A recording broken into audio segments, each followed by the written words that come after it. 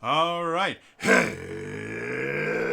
again, Adventures, and welcome to another exciting episode of the Power Rangers RPG. Yes, this is our kind of like semi homebrew, I stole stuff from Power Rangers game, and the people below me are our Power Rangers. Um, and it has been an absolute blast doing this. This is, unfortunately, this is going to be our final episode. This was a mini campaign only for the month of December, and the month of December ends, like, in a few days.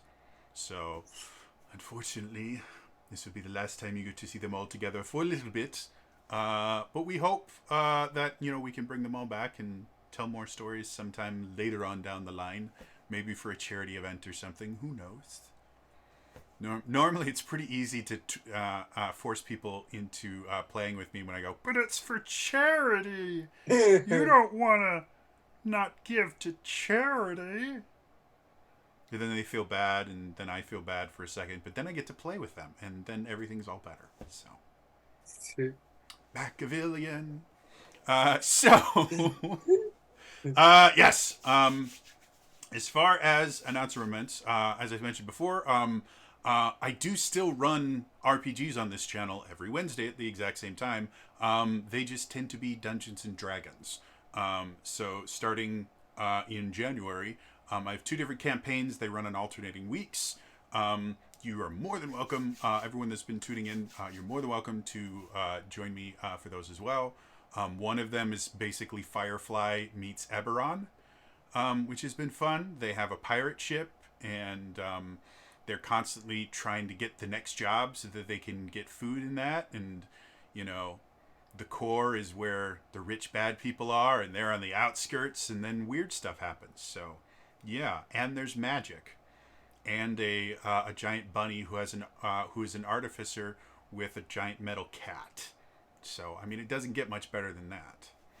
And then the other one right now is in my own personal version of Ravenloft, and they're fighting Dracula. Like there's no other way to say it. They're playing Castlevania because I'm a Castlevania fan, and so I decided to make the last part of this campaign Castlevania. And they've been enjoying it, I'm assuming. And if they don't, it doesn't matter because it's my campaign, and they'll do what I tell them. So yeah. But that is not today. Today, we are going to be seeing if the Power Rangers can take out the feedback freak before whatever dastardly plan Rita has for the homecoming dance, which apparently is not a thing in Australian schools. So, all right, you guys have prom though, or are dances Nope. just like an American thing? So we have, I think throughout most of school, you might have what is called a school disco. Um, I They've become less and less popular over time because, as you can imagine, it's not super enticing to tell everyone, "Hey, you should come to the school disco." But they do happen, particularly in sort of primary school, which is elementary school. And then kind of nothing until when you graduate. Most schools have a year 12 formal for graduating students. So there's kind of one dance-esque event guaranteed. And even then, it's not necessarily a guarantee. Interesting. So Americans, we just throw parties all the time, and Yeah. force kids to wear nice clothes. Just It seems fun. I'm not going to lie. It seems fun. it's an interesting thing. Like homecoming, like both homecoming and prom have like a court, and somebody gets crowned king and queen, and it's a huge Yeah, we didn't popularity do that. contest. No, We just had photos and then dinner. I think the only reason I cared about homecoming when I was in high school because I was massively unpopular. Like I was so unpopular. If popular kids were around me, I made them uncool. Like I drained their cool off of them. A cool vampire. Yeah, apparently. Except I didn't get to keep any of it. We don't know where the cool went. It just disappeared. Cool, bro. Yeah, apparently. So, yeah, the only reason I cared about homecoming was I was in the marching band, and we had to march in the homecoming parade, and then we had to play at halftime during the homecoming game. And the funny thing was, being in marching band, we were supposed to. We only stayed for the first half of the game, and we were supposed to play the school song every time we scored a touchdown. I didn't play the school song in a football game until my junior year of high school, and we marched at 6 games a year. Oh no. And despite the fact that our football team was bonkers bad, and we weren't even like there are different kind of divisions for high schools. Yeah. Like rich high schools are like AAA, and then my high school was like F minus. Like we were in a really easy category, whatever it's called. I can't remember what they're called anymore. And we still couldn't win games. And so, despite the fact that our football team sucked, when the marching band came in, nobody cared. Like, we were more entertaining than the football team, and we still couldn't get anyone to watch us. And Delightful. Then, it was great. We went to the Bourbon Bowl as a band trip. We got to march in the Bourbon Bowl parade, which is super cool. We were a 120-piece marching band, which is massive. And we, I don't know if we still hold the record now, but at that point we held the record for the highest point total ever in Liberty, or it was the Liberty Bowl, not the Bourbon Bowl, Liberty Bowl, in Liberty Bowl parade history. And we got to march. Oh, that's what it was. We were marching down Bourbon Street in New Orleans, because that's where it was, or somewhere. Bourbon Street somewhere. So we're marching down the street. We're playing Pinball Wizard, and we have parents and chaperones running through the crowd, going just like hyping the crowd up. And we actually had this massive cheering audience. They had no idea who we are. They had no idea where Wisconsin was, much less our little part of it. But yeah, we had an absolute blast doing it. And then we came back to Wisconsin, and nobody cared. I mean, okay, here's the other thing though, is that I feel like while we do that, I mean, Australians love sport and we do have school sport teams, but we also, no one cares what the school sports team is doing. No one knows what the school sports team is doing. No one knows if they're winning or losing, except for the people on that team. And I feel confident. I went to at least 2 high schools. The second one was a performing arts high school. So it was much more like that, where it's like, woo, band event. Yeah. The musos at our school were incredible. Everyone loved that. We at least in Wisconsin, I can't speak for the entirety of the U.S., but in Wisconsin, football is really, really big. Even if your team sucks like ours did, everyone gets really hyped up, and it's mostly because football alums are the ones that donate money back to the school. So football makes the school money. And then depending on which part of Wisconsin, like one of the high schools I was supposed to go to, but we moved right before, they had, not only did they have a great hockey team, they had their own private hockey rink because the school was filthy stinking rich. You're describing a dystopia right now. Oh, yeah. No one even watches school sports games here. Like, they were, again, I don't think we even have like seating.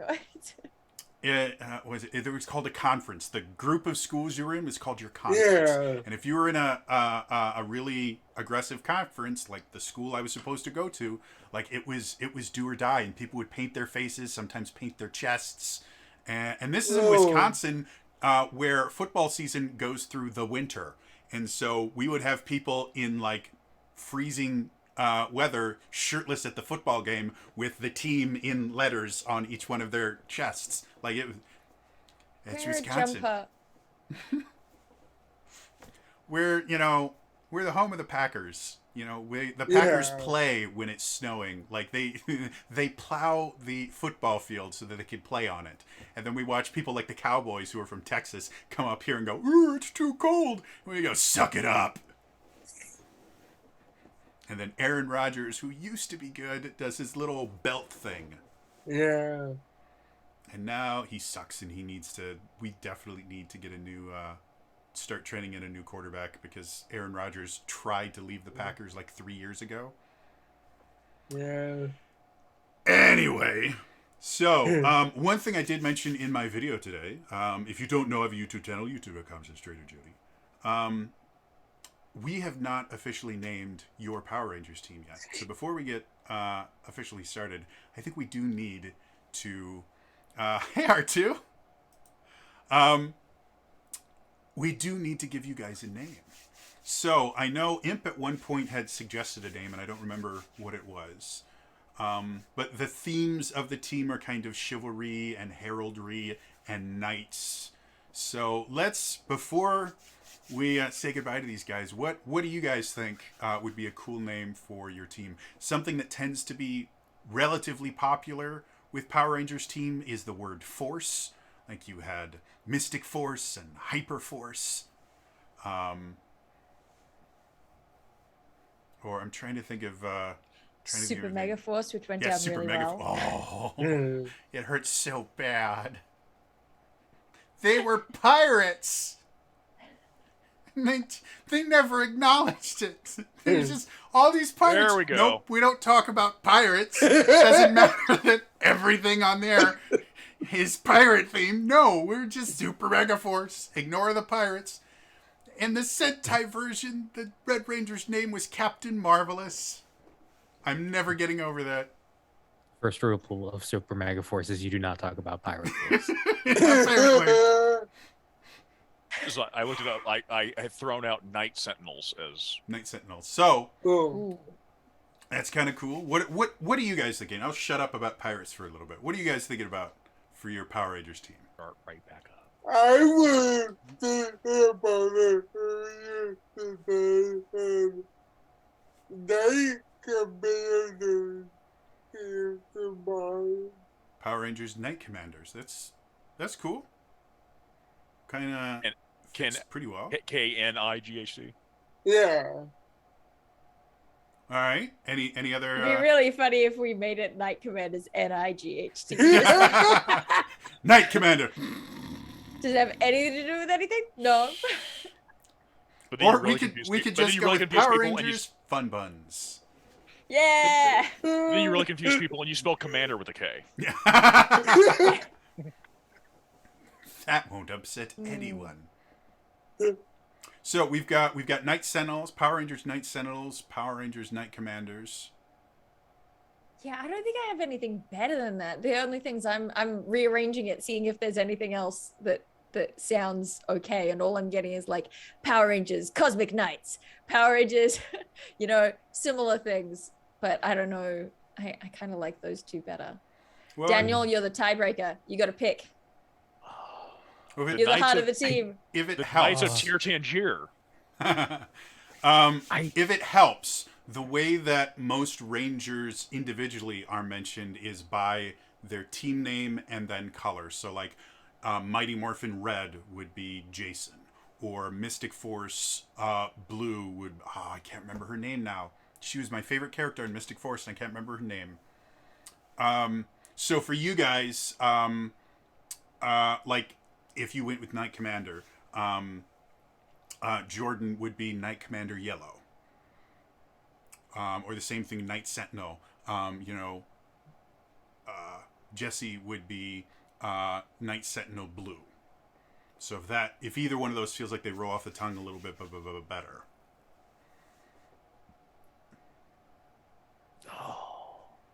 I think I like Night Sentinel. Okay. All right. Look it in. So I'm actually going to go and Woo-woo. we're going to change this to Power Rangers Night Sen. I failed spelling every single year until they stopped testing for it. How do you spell Sentinel? I'll put it in chat. SENTINEL. There we go. Just like the X-Men robots. And I spelled how else Night do you Rock. learn to It's spell? impressive how badly I spelt that. Yeah. All right. One of my favorite quotes from LeVar Burton.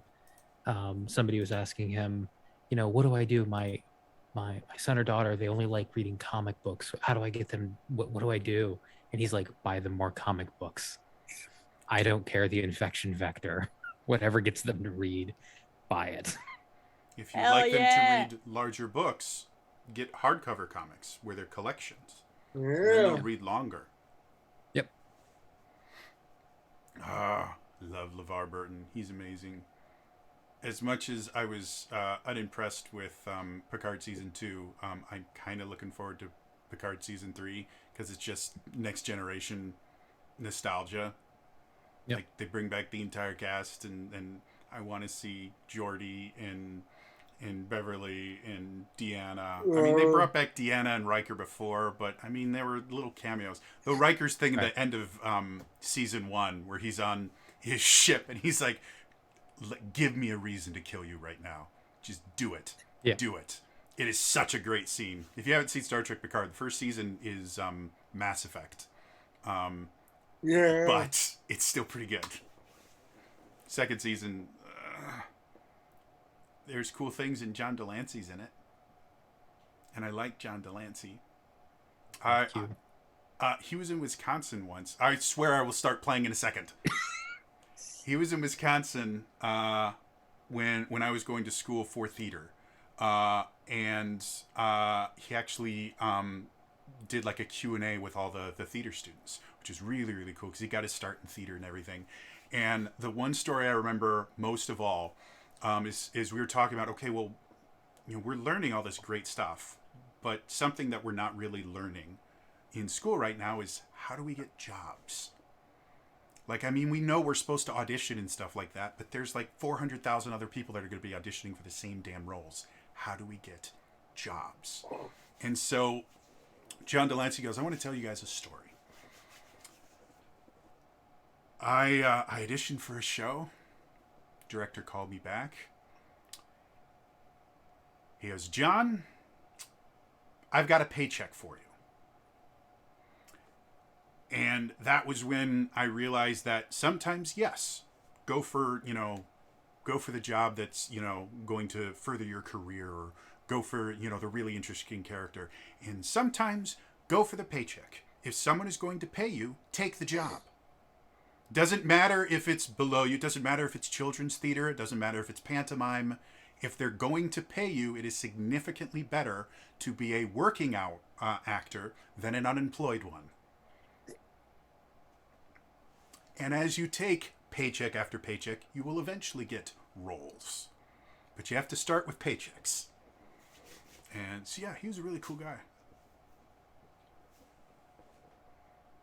Oh, yes. And anyone that is in chat, before we get going, if you look at the channel points menu, which is called TJ Tales, you can actually affect the show. You can give these guys health points. You can give them things that allow them to shift up their roles so that they're more powerful. You can give them things that allow them to re-roll. You can give them story points. Lots of cool, fun things. I like my audience to be involved. And generally, most audience interactions are really fun. Like, I've been doing it for years with Realms of the Wild, and other than one audience member that has effectively turned into the unofficial big baddie because all he ever does is send monsters at them. And even that has been lots of fun. But every time we see his name pop up in chat, we're like, oh, look, a fight is coming. So, yes. Anyway. Hey, I tried to be more involved in that before you took that away. Yeah, well, we got to the end and it started getting really awkward when it's like, oh, and here's this really emotional moment and Linnell shows up.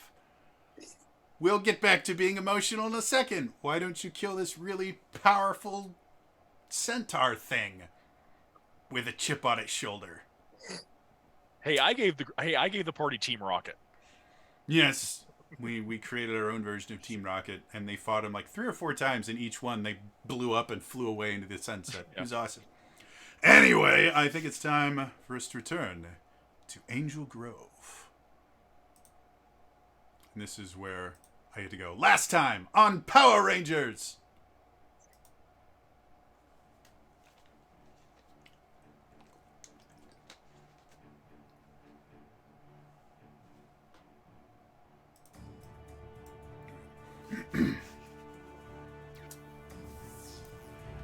Power Rangers Night Sentinels. Brought together by one Thomas St. John. have been trying to figure out what Rita's most recent evil plan is. A strange phenomenon happened that shorted out electronics all over Angel Grove. As they started investigating, they found some sort of audio message was being broadcast using various speakers around the city. They eventually went to the football field at University of California, Angel Grove, or UCAG, and discovered a monster named the Feedback Freak, who quite soundly trounced them before fleeing to finish off their plan. After meeting up with their mentor Thomas, he mentioned that he had something that would give them an edge in their next battle, but he still needed a little more time and they needed a little more info about what was happening. So they went to the local amusement park, the Pier, found it not only completely deserted when it shouldn't be, but also was rusting, as if no one had been there in decades. As they look around, they found putties had been hiding in the park, waiting to ambush them. They eventually, after taking care of the putties, found that a signal was being broadcast throughout the park. And because it was harnessing the raw power of the morphing grid, anything that could normally conduct electricity, metals and the like, would start to deteriorate rapidly under the expanding power of the morphing grid. Now armed, after telling Thomas about this, he came up with an idea of who this character really was. There is a siren that Rita used to use thousands of years ago when the original Night Sentinels fought her. Thomas believed this to be an updated version of it, and he believed that the creature was going to strike at the homecoming dance. So the Rangers all went home, got in their dancing shoes, and all started to head back to UCAG. And that is where we join. So, to start off with, I'll just start on the left here. Jesse, what have you decided to wear to the homecoming dance? Since that's pretty much going to be, I think it's still going to be t-shirt, jeans, sneakers, but it'll be a jacket. Okay. So you've added a jacket to the ensemble. Yep. I'll let everyone know right now, it is technically a formal dance, so girls are going to be coming in dresses and guys are going to be wearing shirts and ties. Not quite like black tie, tuxedo stuff, but as anyone who has ever been to prom knows, or homecoming, some kid always shows up in a tux, looks completely out, just sticks out like a sore thumb, but they come in a tux. Cool. So Dean, what's Dean going to be wearing to the dance? He probably put on like a blazer and a red tie. Gotta have a red tie. Yeah. All right. So Dean cleaning up a little bit. Jordan, what are you going to be wearing at the dance? Jordan actually is that kid that wears the tux. My heart. I love this. So my question for you, are you just a black and white tails, or are you going like Lloyd Christmas? Not that far. Okay. But The satin line down the side of the pants is gold colored just to match the Ranger color. I wasn't gonna go that far, but just a black tux and a yellow bow tie. Awesome. Cute. Okay, you gotta have it. Then Mackenzie. Mackenzie, as has been true of her lately, just completely devoid of school spirit. And I mentioned a few episodes ago that she has to cover the homecoming events for the paper. Mm-hmm. And so she's going to use that as an excuse to be let in, even though she's not dressed in formal attire. Okay. She's like slouchy white shirt. She's wearing like comfortable jeans. Like, she's very casually dressed. She wanted to make a point. Okay. So, just because I enjoy rolling, why don't you guys roll me some initiative to just see which one of you guys arrive first at the dance? This is a great use of initiative. I thought, I was sitting there, I was like, I want them to arrive at different times. And I'm like, I want to, initiative.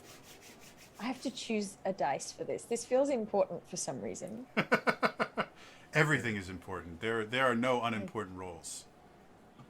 I'm gonna use that one. I'm swapping dice. It didn't serve me well.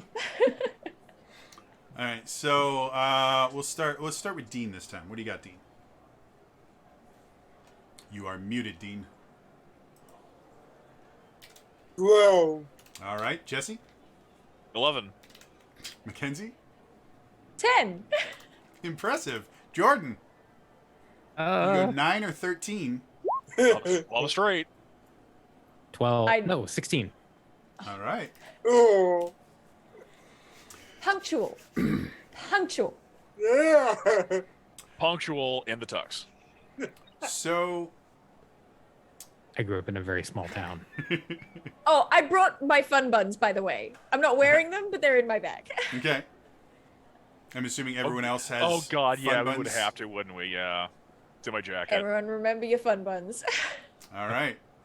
Because So at this point, it didn't occur to us to like get something else like noise canceling. The fun buns work so Noise well. canceling headphones won't work because they're technology and they'll get True. disabled. There's the plugs though. There's the Yeah, the Like construction rubber. plugs, yeah. no. They have But like they're not a, as fashionable. they have a They're type of not- they have a type of plug that makes. I need to get them. You can actually it kind of muffles the sound a bit. It kind of like controls it. So like you can still hear it. Just you wear them when you go to concerts. Yeah, yeah, yeah. Yeah, the So, Jordan, as you get to the quad, which is where the dance is going to be, they're having the dance outside because in California, as everybody knows, weather is always beautiful, and they never have, inclement weather, so they don't have to plan around it. You know when it rains in California because Twitter goes wild. Explodes! They have two kinds of weather, sunny and earthquake. and fire. I And love it. fire. That's true. We have that weather here too. So, Jordan, as you get there, the dance officially starts at 7 p.m. You arrive about 15 minutes early to make sure that you're not late, and when 7 o'clock comes around, no one is there but the teachers that are effectively chaperoning, and the two kids from one of the local fraternities that had to sit at the table as part of their pledge week. They each have a button on their chest that says "Push Me," and they just both are very obviously freshmen. They don't want to be there, and they just kind of look around. They see you come up. They're like, "Hey," and they just kind of look around. Are you here for the dance? Yes. Yeah. Okay, it's $5 to get in. Reach into my pocket, pull out $5. There you go. They tear off a ticket for you. You're Am I early? Is it no. is it the wrong day or Is this your first homecoming? no? Okay, Well, I think the DJ's still getting set up, but you might be able to get a request in. Okay. You may want to wait till other people are here before having them play it. Yeah. I'm just gonna Okay. go. Do you I want to don't. press? I know you guys are busy, so I don't want And to. the other kid kind of slaps him on the shoulder, and you see him just kind of melt. Do you want to press my button? No, that's Thank okay. you. It Just gets better. In case, guys. no, hold up. In case someone asks, what were you supposed to do when we press it? When we press you? Yeah, I'm not going to press you. Just tell me what you were supposed to do. You're not there yet, Jesse. Oh, I'm sorry. I thought we were showing up. Okay. Not yet. You're arriving staggered. So Oh, Jordan. Yeah, That's where we yeah. rolled initiative, and Jordan got a 16, and everyone else is Oh, 12, 11, okay. 10. So he got here a lot before you guys. Oh, thank you. Go in. Yep. By the way, if anyone's wondering, I had friends that pledged one of the local fraternities when I was in college, and 100% they had these buttons that when you press them, one of the kids was Jewish, and so every time they pressed the button, he had to go, the dreidel song that I can't remember anymore. Oh, Dreidel, dreidel, dreidel. I made Yeah, you out of dreidel, clay. dreidel, dreidel, I made it out of clay. Like every single time they... And he stayed with the fraternity for the entire time he was there, and I couldn't figure out why. He was a really nice guy. He was one of the tech theater tech guys. Hmm. And if you want to sound good on stage, make friends with the tech people. And if you want to Yes. sound bad on stage, piss them off. Can confirm. I will try to find a nondescript corner. And Jordan!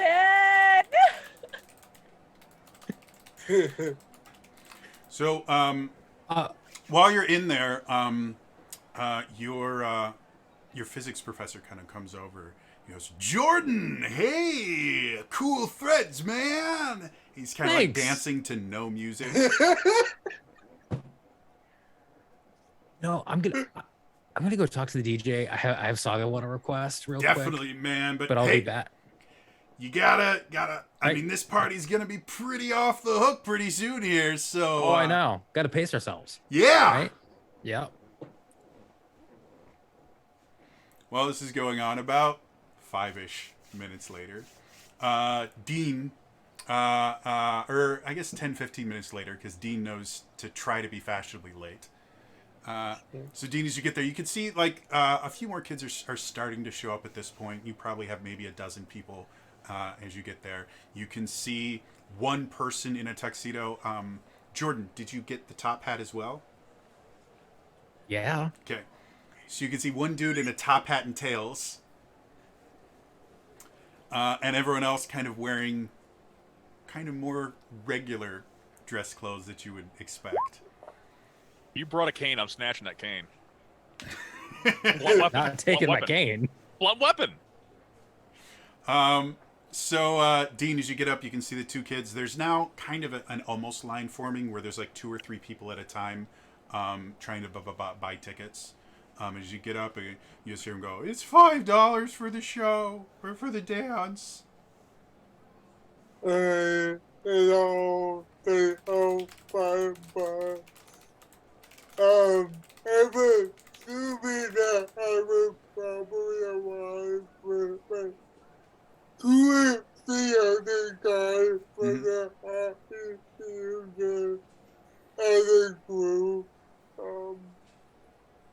Okay, so as you get there, the 2 other guys in the hockey team see the push me buttons and they can't help. And so one of them just Yeah. kind of pokes the kid and he goes,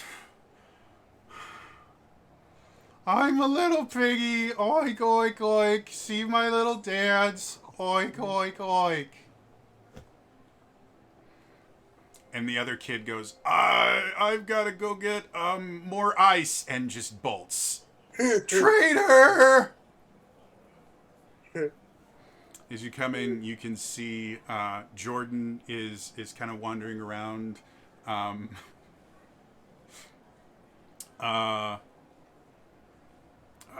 he seems to be trying to avoid this teacher that's also wearing a tuxedo that probably hasn't been fashionable since the 70s. That seems to keep like coming up to him and making jokes and kind of nudging him a little bit, and then he'll walk away, and everyone else avoids this teacher like the plague.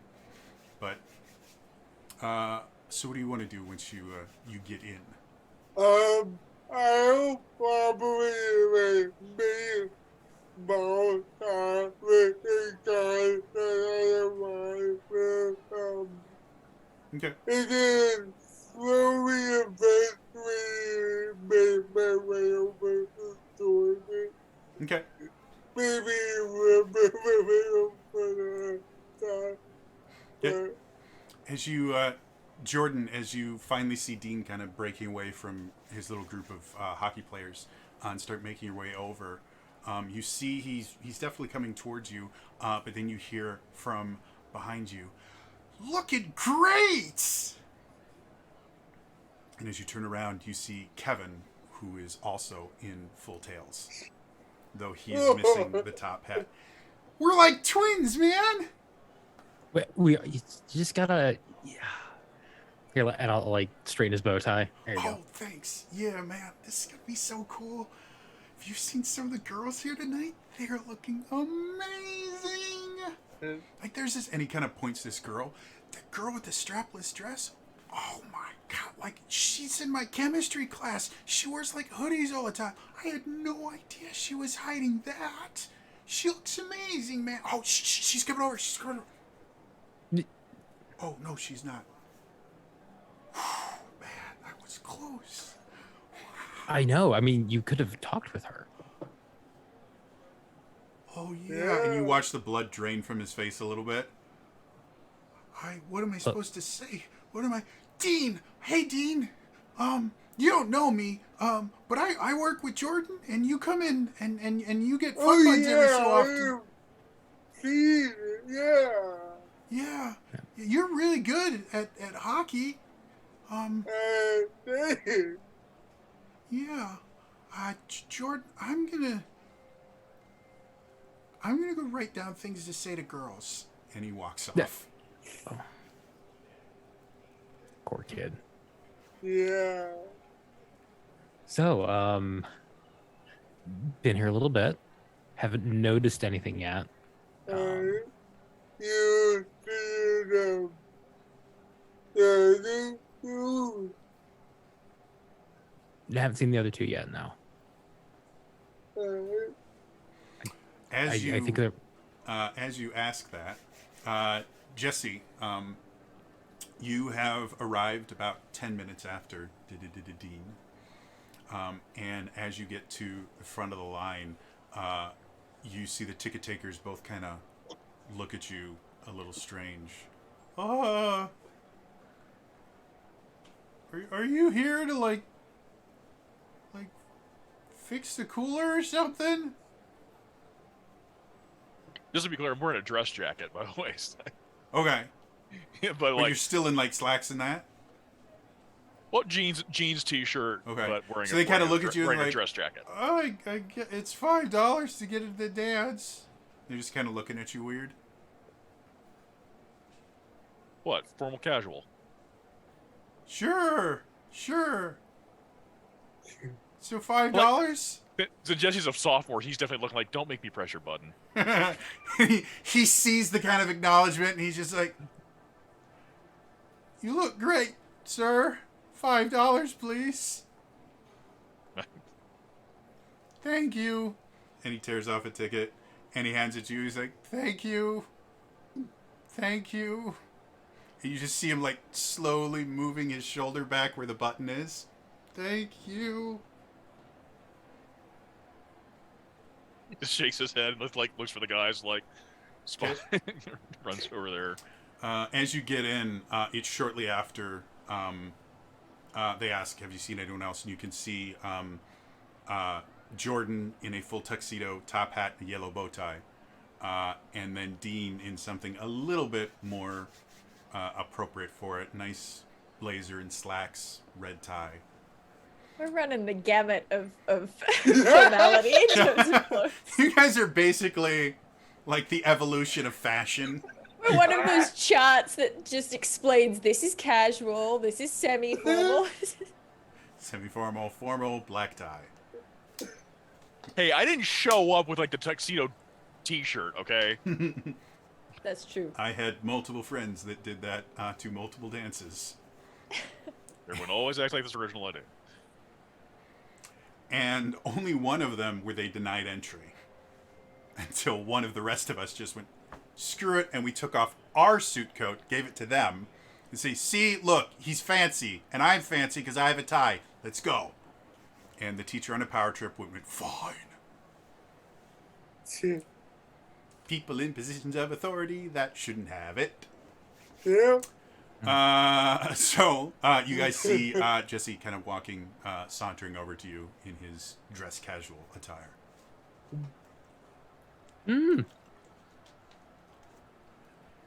Hey, well, someone went all out, huh? Yeah. I mean, I had it on hand, so You have that opinion? it's a long story. I mean, we have to find it.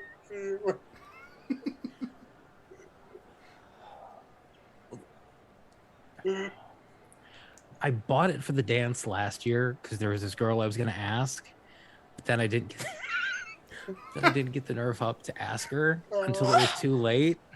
This is too much for my heart. Dale's reactions to this are better than anything we're coming up with, guys. Jordan, please. Jordan, my sweet cinnamon bun. But Cinnamon anyways, bun that works at Fun Buns. Too pure, too good for this world.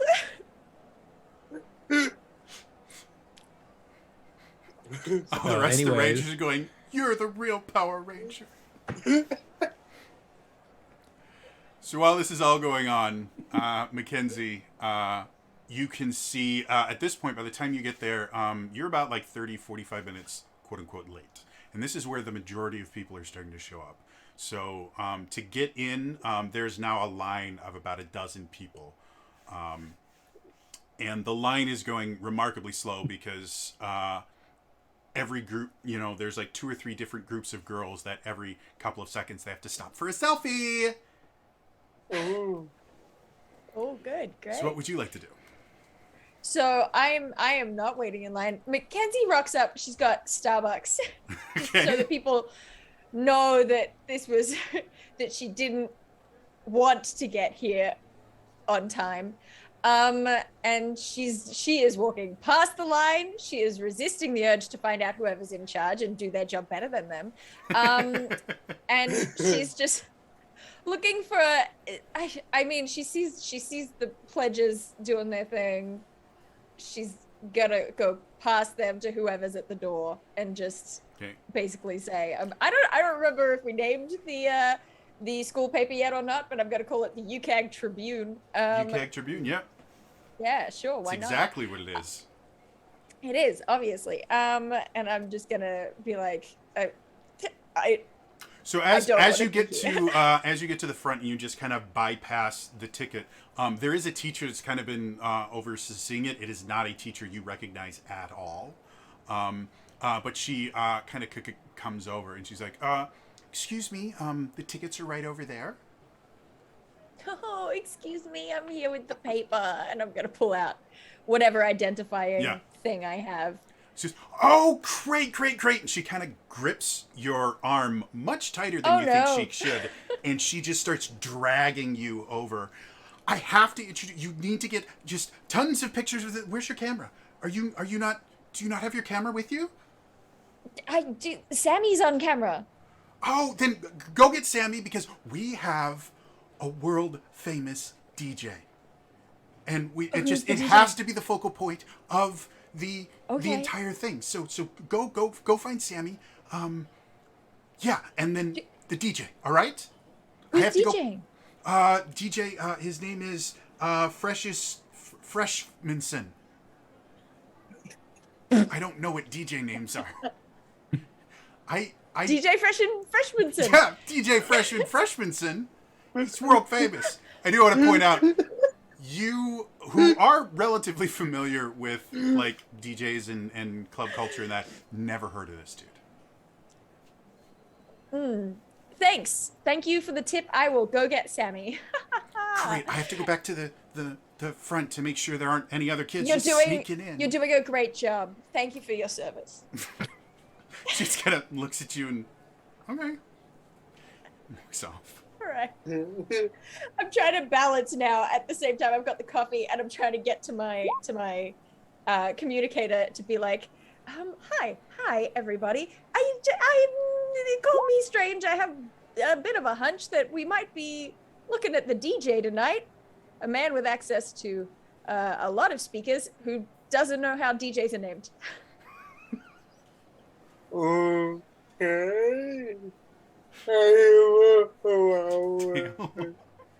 just gotta say, I hurt you so much right now. Because I had no plan for this, and you've just given me one. So thank you. I am suspicious of the DJ. If it's not the DJ, I'm going to tackle him anyway.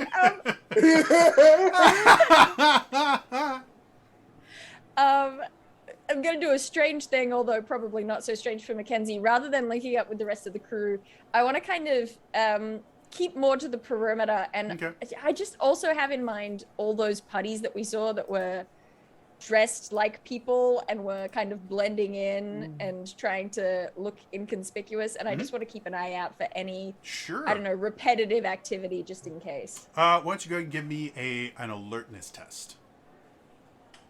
I had this mental image of two putties just like doing the prom picture. That would be incredible. I want fan art of that. So here's a fun fact. At Daily Dale on Twitter. Tweet at all Daily Dale on Twitter. At Dale Daily on Instagram. Hit me up with that putty prom photo fan art, please, and thank you. So here's a fun fact. Because I leveled up and I took the Savant feature, even though I don't have any ranks in alertness, I get to roll as if I do. So I got a D2 rather than having a snag, so that's fun. That is a 16. 16, cool. So, as you are looking around, for the most part, the people that you see, like, nothing's setting off huge bells. You can see, like, there is, like, one janitor that you've seen kind of walking around to actually recognize the janitor, because you've actually seen them at school, so that doesn't really throw off anything. You do notice that the stage that the DJ is on is built up so that he's easily about like 10 feet above the dance floor itself, and the entire kind of stage set up is covered in a very large black cloth. So all you can really see is him standing behind his turntables that are on this table that is all, and the cloth just goes down. And behind it, you can see that there's like some scaffolding that he must have like climbed up to get up there.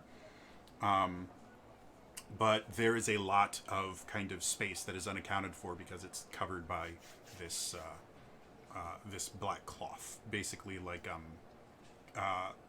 curtain fabric, effectively. You know, that kind of suede, thick. And the DJ's there looking human? Yeah, he, you can't really see his face super well, because he's down and he has like a baseball cap on that is obscuring his face a little bit, but he's wearing like a tank top, and you can see like he's got some obviously fake tattoos on his arm, like they're like the water ones. Is he wearing and a he's sleeve? already started his set, I assume? He has one of them. He actually has a sleeve, one of those tattoo sleeves that you actually put on. Yeah. And it's not adjusted right, so you can see like wrinkles in the tattoos. Great. Yeah. Cool. Thus Very far, cool from DJ Freshman. Yeah. He's famous. He's world famous.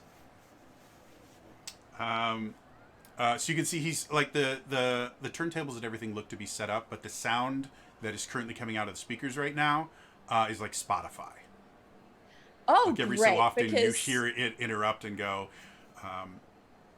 Are you dissatisfied with your job? Well, come to University of California, Angel Grove, and you can get one of 1,700 different degrees. I should have been at Harvard. I should have been at Harvard. I should have been at Harvard. This would never happen at Harvard. Okay. Yeah. This would never happen at Harvard. So, you know what? I'm gonna take that very kind door teacher's advice, and I'm gonna go and I'm gonna interview the DJ. Okay. So again, he's about 10 foot.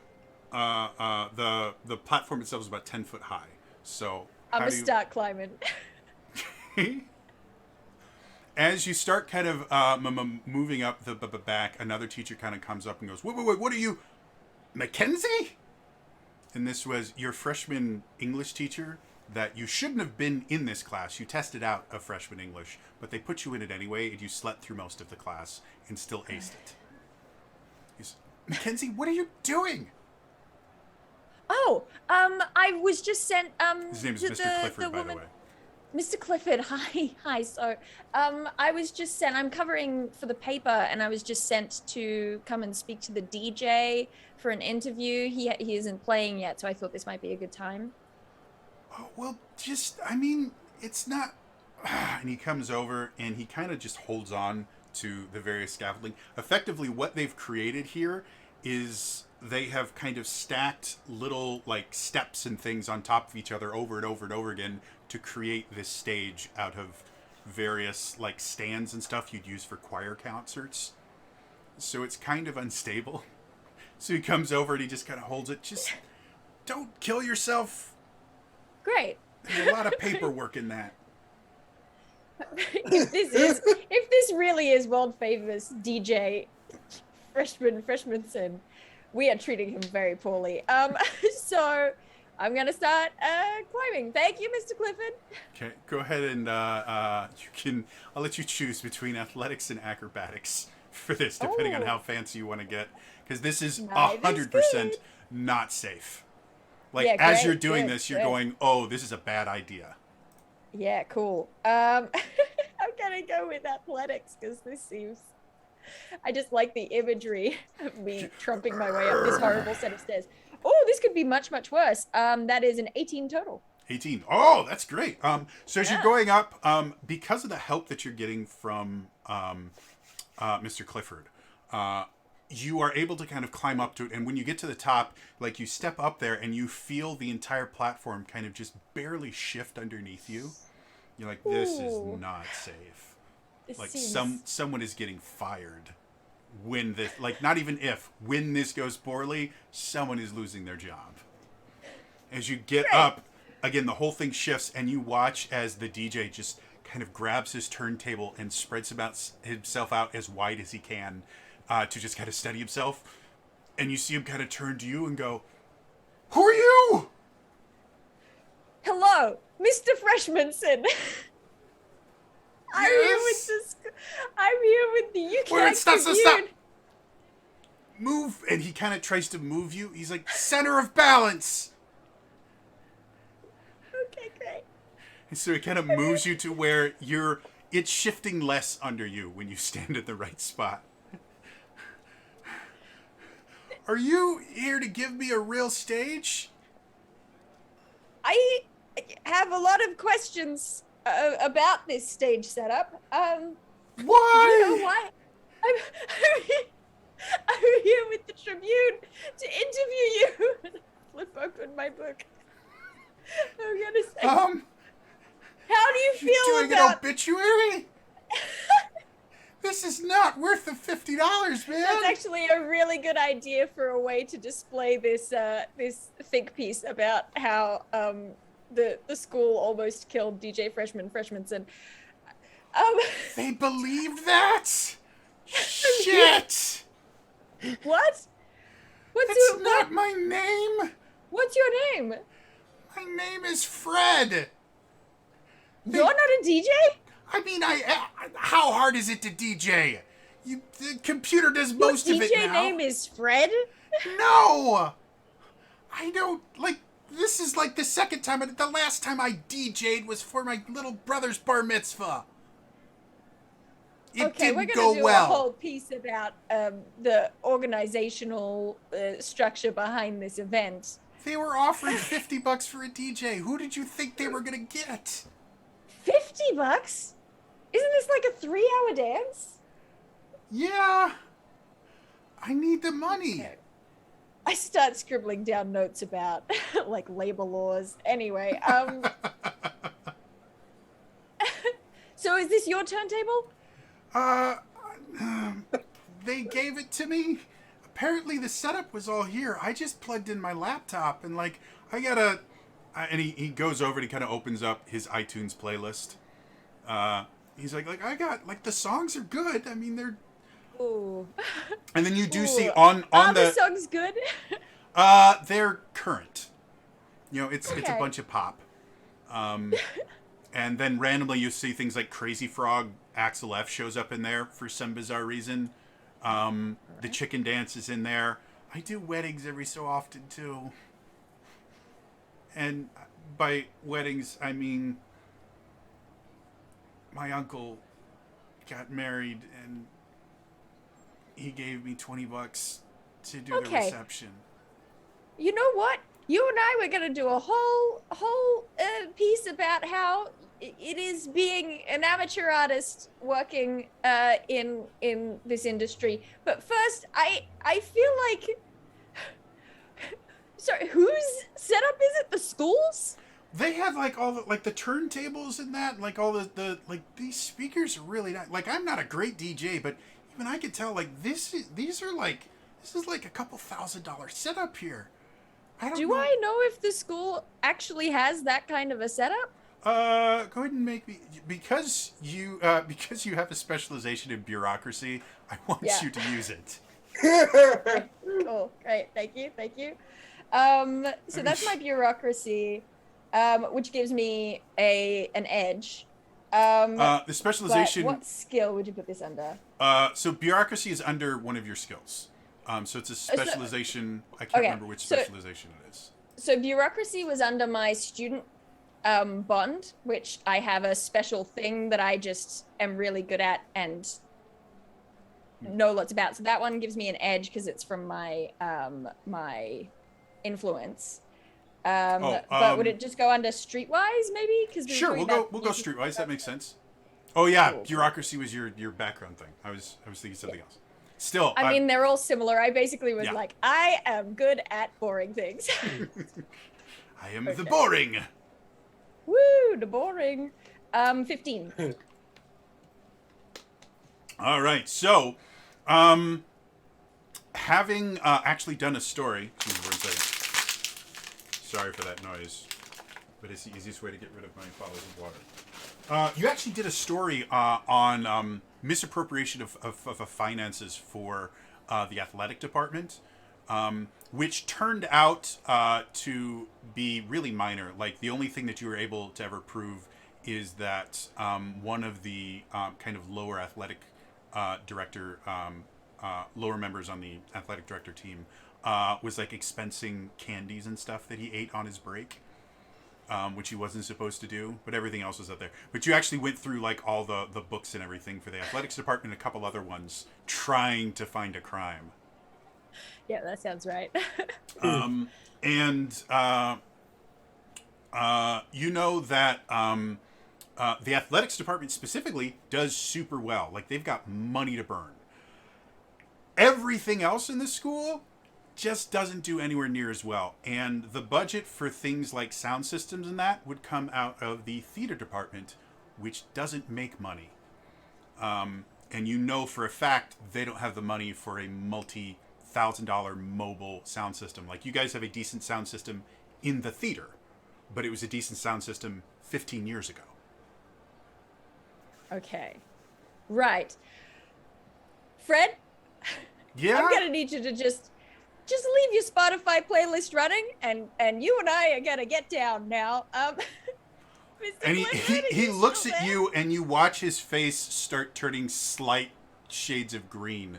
He's like, "Are you sure?" Do you want to stay up here? No, but I make it sway a little bit. he instantly just grabs her stuff. but if I go down, I'm going to have to come back up. And coming up was the most terrifying experience of my No, you're coming with me. You're coming with me. I'm not leaving Fred up here. Okay.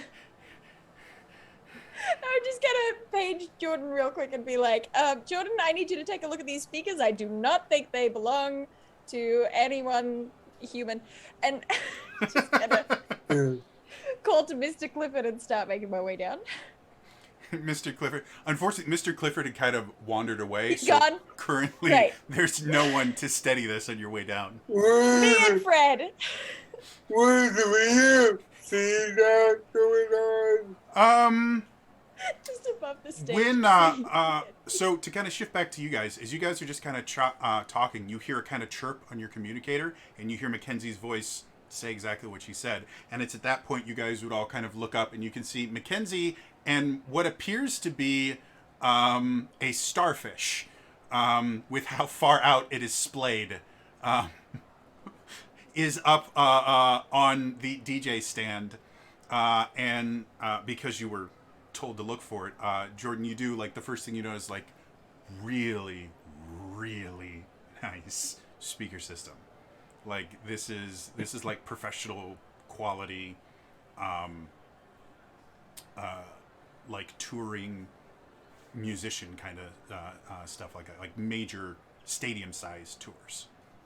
Right. But yeah, Like you see them kind of shaking up there a little bit, and you see Mackenzie just looking around, and you see whatever this DJ is up there, just absolutely terrified and trying to hold on to as many different points of reference as possible. Guys, let's yeah, and I just start Yeah, power walking over there. I would have seen that I was a baby child who wanted help. All right. Thank you. People like So at this point, the dance floor is starting to get a little bit more packed. People are dancing to some of the Spotify playlist at this point. So as you guys kind of weave through, you eventually get up there, and you can see Mackenzie and nameless DJ, whom she knows as Fred, are up there. And again, you can see like he has actually turned green at this point, and you can see like he's trying to keep something down. Fred, if you spew on me, I will not forgive you. I'll do my best. I'm not really good with heights. And then it shifts under him again. Or things that move. Yeah. All right, let's here, you guys hold this here. Yeah. And try to brace it, keep it steady. Okay. Hi guys. Do you want to come down maybe? Very the- much. I'm gonna send Fred first. Okay. Fred is going to make Don't die, Fred. Don't die. an acrobatics check with a snag, I am- because he is not trained in acrobatics. I am under him, ready to catch. Okay. I see Fred come over, and Jesse, knowing he's not strong, just kind of like pushes Dean over, and like, this is you, dude. Go for it. So as he starts to kind of climb down, unlike what a normal person would probably try to do, where they would kind of get to the end and they turn around and they go 1 foot, another, and kind of climb down like a ladder, he has decided to kind of sit on the edge and kind of scoot himself off and try and go down this way. And he makes Tumblr it style. about a foot before one of his feet slips, and he just starts kind of careening. He bumps against it a few times. Mackenzie, you have to grip for your life to keep from being thrown off of it. Dean, go ahead and make me a brawn check to try and catch him. Yep. Alright. But I'm not clean enough, but I have always waited till I still want to do so. for it. That athletic background coming into play, or Yeah. influence, origin, Woo! something like that. But my so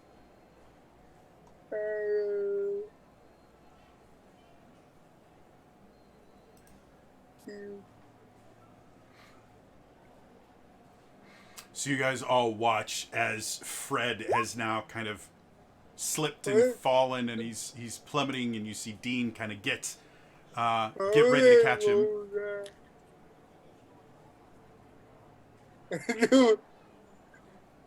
That can't be right. Dale, I think you are muted because I can't hear you. Oh, sorry. I was getting very excited. I was saying, have you announced what your result was yet? Because if not, then I may have a thing that can help. Whoa. Well, let's start with Dean. What did you get? I jump over the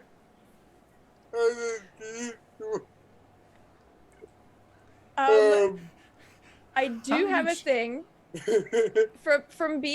from my bond from my teacher influence. When a friend is undertaking a non-combat skill check, I can lend them an additional edge. Okay. Well, the D20 you got is a 17. Yeah. So I don't know why it rolled a D8 for okay, you, unless you might have accidentally shifted it up or something. But the 17 is more than enough. So you watch as he comes careening down, and because he bounces off of this very unsafe scaffolding, he's actually going to a spot where no one is. And so Dean, just using hockey reflexes, you just and you kind of jump and you grab him and kind of basket catch him as he falls, and he just looks at you, and without wasting a second, he's just like, "Argh!" And then he realizes that he's on the ground. And he lets go, and he's like, it'd be really cool is if we never talked about this ever again. Awesome. Great catch, dude. Hey, my guy. Yeah? He just leans over. He straightens his tattoo sleeve. Oh. Thanks. And he kind of brushes his hair back a little bit. And as he does, on his very unkept beard, the tattoo sleeve snags again and gets messed up. And he just kind of shakily walks away. Oh, okay. He looks to be going for the punch. You made me something stronger, I think. Mackenzie, you are still up there alone at this point. I sure am. Do I have a Hack, better... don't die so you can write a story about unsafe college conditions. It's really bad. Yeah. I know. It looks like you're playing Jenga up there. Still swaying about. Hey, Jordan, do you want to come to the speakers, or do you want me to describe them to you? Maybe if you want to come down, and then I'll go up. Well, Yeah, great. Love that for us. I need to make it was athletics or acrobatics to get down, right? But either one, whichever one you feel is more just better for you. I don't know why I asked. I'm bad at both, so this is fine. Everything is fine. But that's a natural 20 for a total of 21. All right. So I'll let you shoot. Do you want to do this athletically or acrobatically? I'm so athletic today. I think I just jumped down. Yeah, definitely. So you watch as this guy kind of tried to scramble his way down and failed. Mackenzie just kind of screwed and does like the full ranger jump where she like, and then she just lands 3-point landing style. No one's looking. Jordan, would you like to attempt to climb the Jenga tower? Oh, yes. Yes, I will climb the Jenga tower. So going up is going to be athletics. Excellent. Can I As I say, can we assist him getting up? If you guys want to kind of steady it for him and kind of give him a leg up, I'll give you edge on the roll. Yeah, and I can give you an additional edge. Which, by the way, they actually have rules for additional edge. It lets you shift up things. So So we can say you have edge, and you can shift up the roll 1. Okay. I think my I'm headphones. just like advising you on. I found it much more comforting to put my foot there. I think my headphones are Okay. telling me that they're running out of power. So hold, please. Damn, we got Holding. the rolls today. We're using all of our good rolls climbing up and down this scaffolding. Right. There we go. Now my cordless headphones have a cord. All right. Huzzah. So what do you got? 23. 23. 23, you're doing great. So, getting up there, not nearly as difficult as you thought it would be. Between both Jesse and Dean kind of almost vice gripping this platform, it feels almost solid, like it was meant to be built this way. I'm supervising. And Mackenzie's just going, Jesse, that's great, but your foot over here is just in the wrong spot. And Dean, just cup it. It's more of a cupping motion, not like a strangle, like cup gently, like it's a lost lover. I have known so many Mackenzies.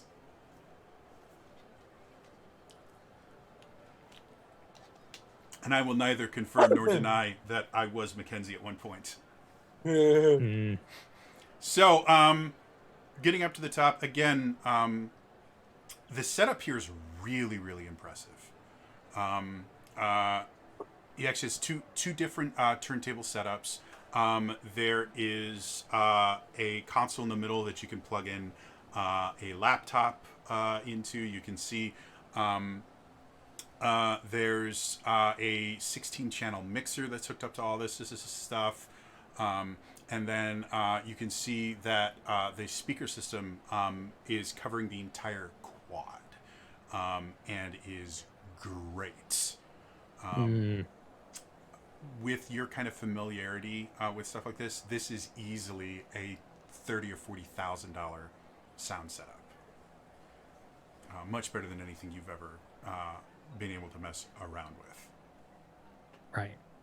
I was gonna say, having DJ'd a couple of weddings, this is a very impressive setup. I'll phone down and go, this guy has a really professional setup. It's not his. Whose is it? Not the school's. He You said, bring and I quote, they already had it. Did you bring no. Did you bring the grid meter? Yes. Hang on a second. And I'll go over and spend like 30 seconds fixing some of the songs. It's like, hit on this track. Okay, yeah, okay, we're good there.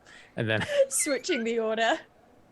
switching the order, I'm going to sync it up to my Spotify account. That way there's no more ads. I can control it from my phone. All right, so now... The real DJ Freshy Freshmanson. It goes. So now... It goes from hit me baby one more time to actual like techno, and like house music and stuff like that. And then I'm going to pull out the grid meter and try to get some readings on this stuff. As you turn the grid meter on, it instantly just kind of goes into overdrive. There's so much grid energy here that it can't function beyond saying, you know, you are surrounded by grid energy. All right, I'm gonna turn that off so it doesn't break. Yeah, we're peaking. It's off the meter.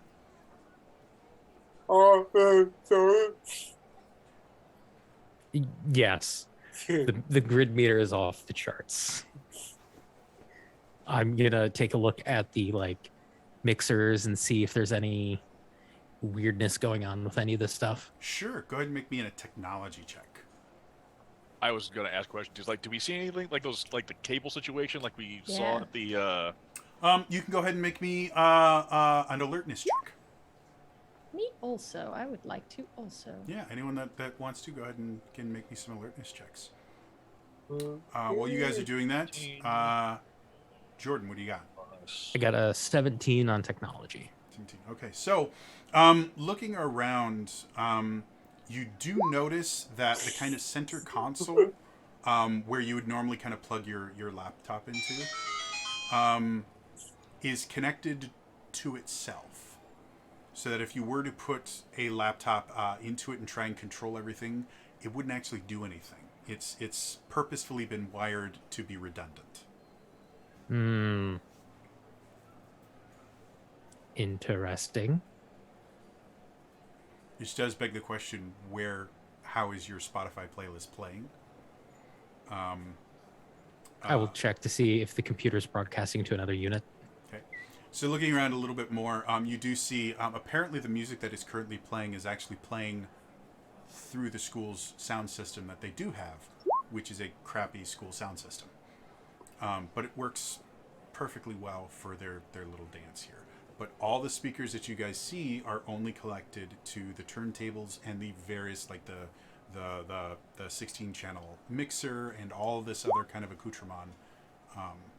That is what's connected to all this stuff. And it seems like, despite the fact that it to someone that's not familiar with how this stuff works, they would just assume that all the music is coming out of all these speakers.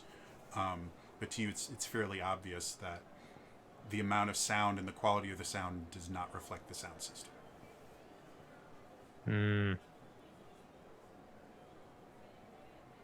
Guys, this stuff isn't hooked up to the good speakers.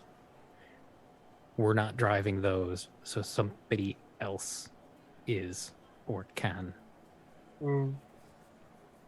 So, Jesse and Mackenzie, what did you guys get for your alertness checks? I got a 5, so I can only imagine that I am getting a quick interview in with DJ Freshy Freshmans and Fred.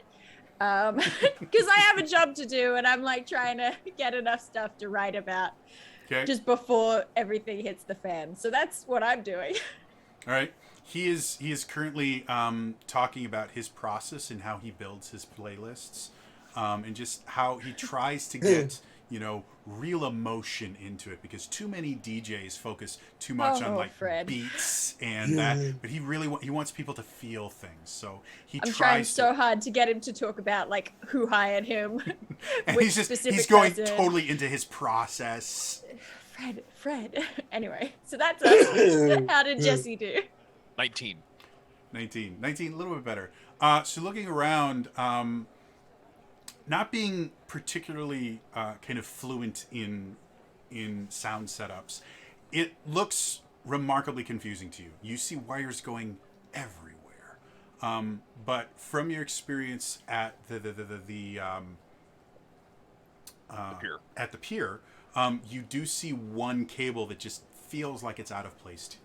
You can't tell why, but everything else is kind of connecting to these big speakers, and there's this one relatively like thick grade cable that is coming off of one of the speakers and just kind of follows this death trap down, and then kind of disappears into behind one of the buildings outside the quad.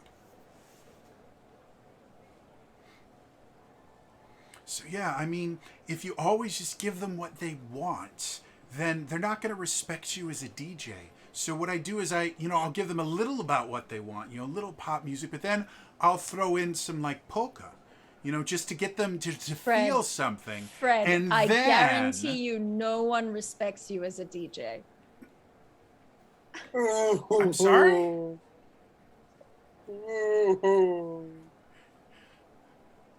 And Don't you dare shy away from this. Don't you dare shy away from this. Keep going. He completely just stops for a second. Like, he didn't even process that. He's like,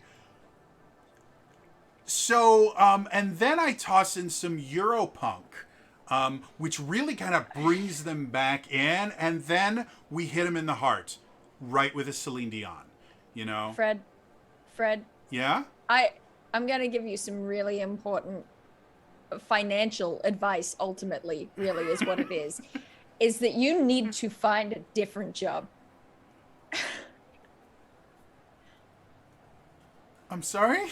And he's not processing at this point. And he can't like continue going on. So he's just like, I'm just going to put a hand on his shoulder and just say, have a good night, Fred, and walk back to the group. And he seems genuinely perplexed that you didn't find it fascinating. Like, you think he might be having a crisis of faith at this point. You're not sure. The music gods have abandoned him. Where did they find him? Where did they find him? This is... So after you're done with that,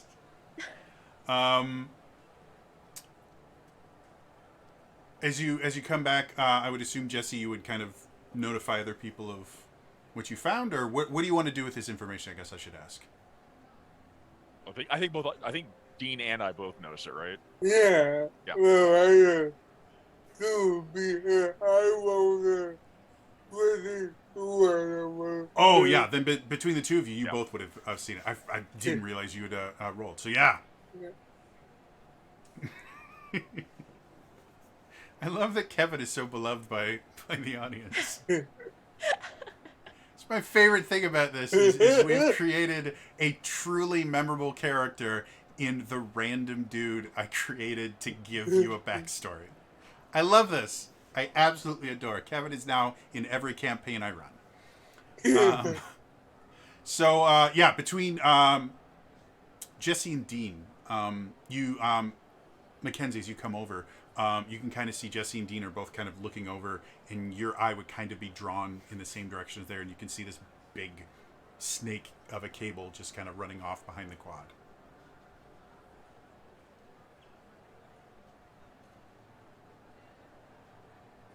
So what would y'all like to do?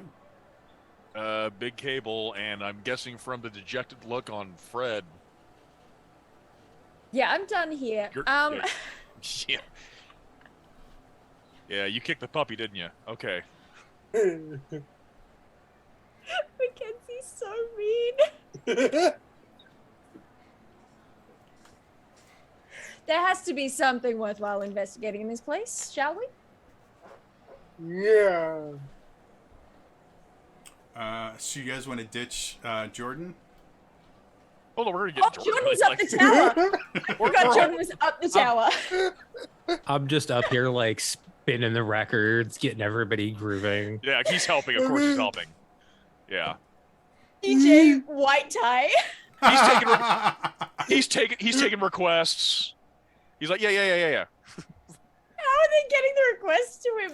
They yell it. They come up to the base. And Yeah. Hey, can you play Dragon Started Tay? There's a little digital sign up underneath the DJ tower, Mm-hmm. and I've got like my Twitter handle there. Nice. As this is all happening, you guys suddenly hear the music get cut off. And then you hear the speakers start going, "Hey, everybody! It's time for this party to get started with a little song I like to call Listen to Me!" Nope. Fun buns! Fun buns! Nope. And as you guys all reach for your fun buns, I'm going to have you guys go ahead and roll me, I don't know what I would call this. I will let you choose what skill you guys want to roll to try and get your fun buns on before the music starts. So let's start with Mackenzie. What do you think Mackenzie's going to use to get her fun buns on quickly? I'm trying to come up with anything that isn't initiative swiftly. but I don't think she's got anything that will be more useful to her. So I guess I'm rolling initiative. All right. Let's see how it goes. All right, let's do this thing. Your initiative Oh, rolls yeah. have been awesome thus far. Yeah, they've been. So that is what is that number? That's 14 total. 14. You're able to get them, and you're just barely quick enough that you only hear the first couple notes of this song, which hurts immensely. Like your head starts to throb, but you you get your fun buns on quick enough, and the whole world is now slightly muted, and you can still hear kind of this thick bass beat, but everything else is just this kind of blah mixture coming through the fun buns. Let's go with Jordan. Question. Yeah. Since I was up there spinning Mm-hmm. and getting things going, I probably would have had the cans on Okay. Yeah. So I'll and I'll aren't go. tied to that system. Yeah. I'll say that you didn't have to do anything. Okay. Well, when you say cans, do you mean like the headphones that were connected to your? To the laptop. Okay. So in that case, Oh, they're going to be overridden with the music. Oh no. So unfortunately, That's so bad. you don't it get dawned a on me what roll you said. to check it. I'm actually going to roll against you. Hmm. So let me get the character sheet up here, and we're going to call this performance.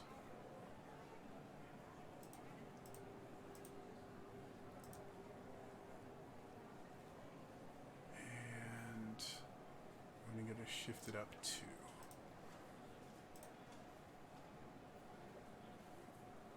Normal roll though. All right, so even I stacked the deck in his favor. Got a 13. Does 13 beat your willpower defense? 13 is my willpower defense. Okay. Ooh. So as the music starts, at first you get this kind of intense headache, and then this is really good stuff. Like it's rocking, it's rolling, it's grooving. You feel really, really great. This is the best music you have ever heard. It's so good that you just feel like relaxing. You kind of lose yourself in the music. You don't even know what your body's doing anymore. Oh We'll no. come back to that. Dean, what you got for me? What you gonna roll?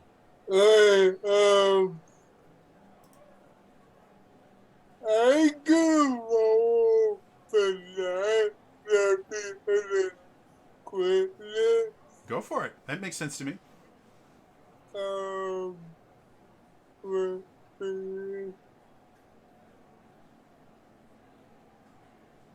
I will get 21.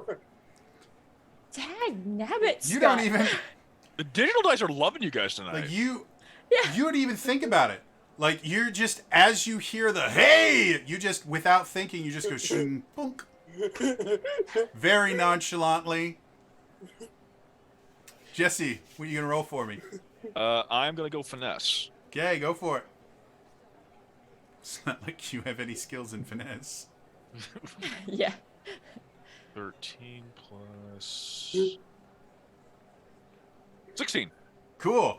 Not quite as nonchalant as Dean, but you hear it, and you're like, and you put it on as quickly as you can. So Mackenzie, Dean, and Jesse, you guys seem to be fine, but you can all see Jordan is up on this thing, and he is now dancing and gyrating and jumping. You can see the entire platform is now shifting, and as that happens, you can see from underneath this thick black curtain material outbursts the feedback freak. And while you expect everyone to start screaming and run away, no one does. Because they all hear the song. They all just kind of look at him and stop moving and seem to be awaiting some kind of order. So what I'd like for you guys to do right now is go ahead and roll for initiative for me. Now before you roll, I had to follow me up. Oh yeah. Mm-hmm. Well, if you want, you can roll a D4. Roll it. Your mic started cutting Yeah, out I there. lost some of that. Basically, how it works is if you guys choose to, what you'll do is instead of rolling your initiative, you roll a d4, and then you subtract whatever you roll from whatever Dean's initiative is, and that's where your initiative is. If you want to try talking, your mic seemed to cut out for a second, so I just want to see if it's still working. Dean. Yeah, Okay. It's working. And it working. Yeah. I don't know what it was, but it just It like sort of Daleked you towards the end. yeah. Yeah. You may want to just randomly put exterminate at the end of your sentences. Just in case. Just in Yeah, I case. Okay, and so for each person who agrees to do that, it also increases your total initiative by 1. Okay. Oh, okay. So I will leave it up to you. You guys just have to tell him before he rolls. Do you wanna follow him, or do you want to have your own initiative? If it'll help him, I'll do that. We Okay. dip it in the Red Ranger feature. Okay. I'm really torn because I could see you struggling with Mackenzie.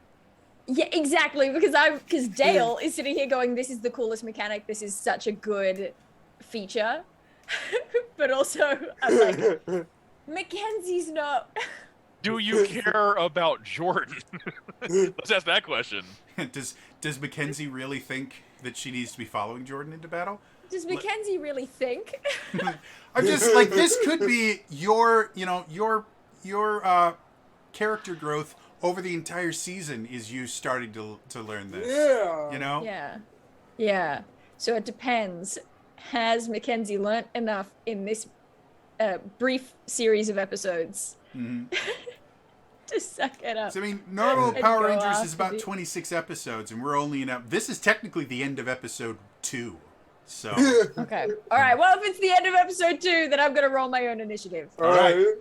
So Just watch me get lower than you anyway. Yeah. And then for Jordan, you actually don't get a choice in this. You just have to roll initiative. Yeah, I already rolled, so. Okay. So, Dean, go ahead and roll your initiative.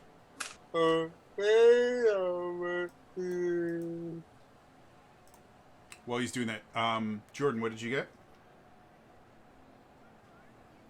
Oh, Jordan? sorry, I got a 10. 10. Cool.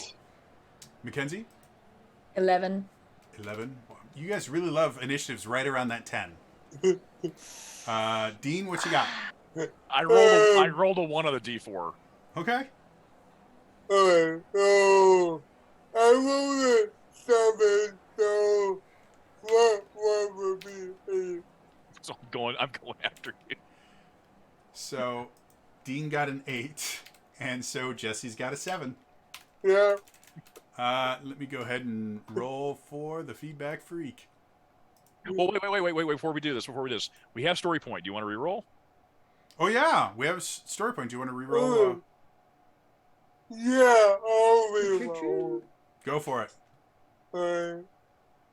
While you're doing that, I am going to have the feedback freak go ahead and roll his initiative. Oh, the hell! You.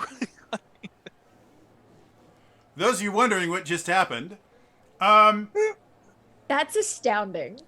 it's impressive is what it is. He just rolled another 7. So After we burned through all those exactly 20s. the same. Exactly the same. 6 on the D20, 1 on the D whatever. it's impressive. So, We're being punished for all those good athletics checks. that's how it works. Let's So- remove the. There you go. I took a chip out. So you guys, as this all happens, you realize, first of all, none of you are morphed currently. And you can see Jordan up on this very dangerous scaffolding seems to be under the thrall of this creature. And the creature himself, as his first turn, is actually going to effectively start rounding people up, and he seems to be kind of separating them, that you can't really tell what is causing them, like you can't tell what the factor is that he's sorting them into, but he is sorting them into different groups and sort of putting them in different parts of the quad right now. I don't like that very much. No. Well, Mackenzie, you're up next, so what do you want to do? I'll say Just gotta. all 3 of you guys are technically at the edge of the dance right now because of just where you were. So the feedback freak hasn't seemed to notice that you guys are not under his thrall. Mackenzie is going to very presumptively just call out, "You get Jordan!" She's gonna, like, I would love to sort of spin into the section under the scaffolding where it was covered by that same black curtain that he just burst out from, and morph. Okay. So as you say that, you realize because of your fun buns, you don't think anyone can hear you. You know what? I don't think Mackenzie really cares. All right, cool. Yeah, we just see her run. We're just like, I will say, when he burst out, he ripped a lot of the curtains off, so it's not as hidden as it was before. But if you want to make me a stealth check, I think that's what it is. Or infiltration, sorry. It's infiltration check. All right. To try and Which find a place where die people will aren't going to be able to opportunity? see you. Okay. Well, Savant coming in clutch once again. It's not great. It is an 11. 11. 11 is enough. It's not incredibly difficult for you to be able to do it. It was just going to take a little bit of effort. So you kind of go in and go ahead and let's hear a morphing call. Oh yeah, White Dragon. So you guys see that kind of brief flash of light, and then you see the White Power Ranger kind of jump out. So morphing, I believe, is a standard action. I think so. That rings a bell. So you still have any free actions you would normally have in your movement if you want to do something. I don't think I have anything very fancy as a free action. You know what? I think it might be a free action to transform my pen into the Guandao, so I'll do that. And then pose.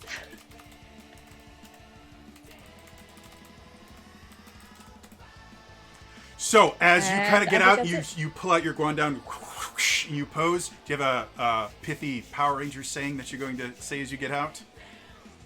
I do. It's not a good one though, and I feel bad about that. But I'm just gonna say, "Hey, your music sucks." Okay.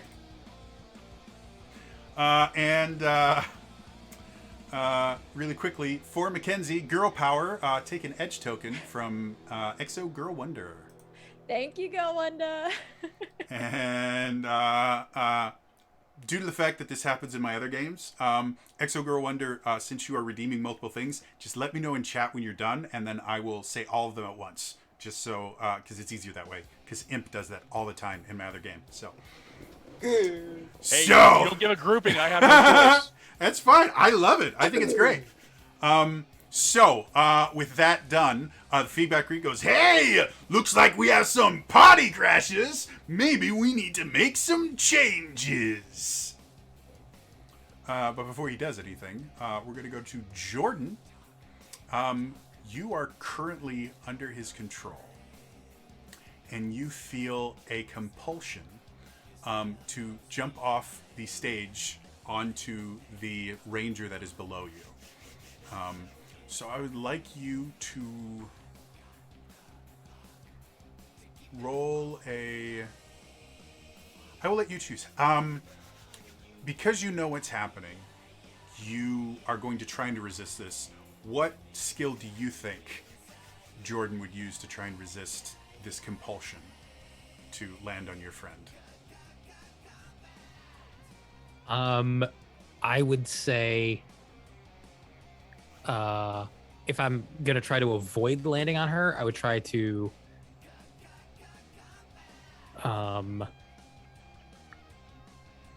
probably do something athletic. Okay, so go ahead and try and physically force yourself not to do what you're being compelled to do. While you roll that, for Jesse, for Reppin' Blue, take an edge token from Exo Go Wonder. And then I just added a story point to the story pool. Okay. And then you guys all get a story point for that as well. Woo. Thank you. You're good to us. Thank you. That's all. So, What do we die? got? We got a 7. 7. Man, Do you want to reroll? 7s are popular today. I could try re-rolling. Yeah, I will re-roll that. Okay. Hopefully rolling better.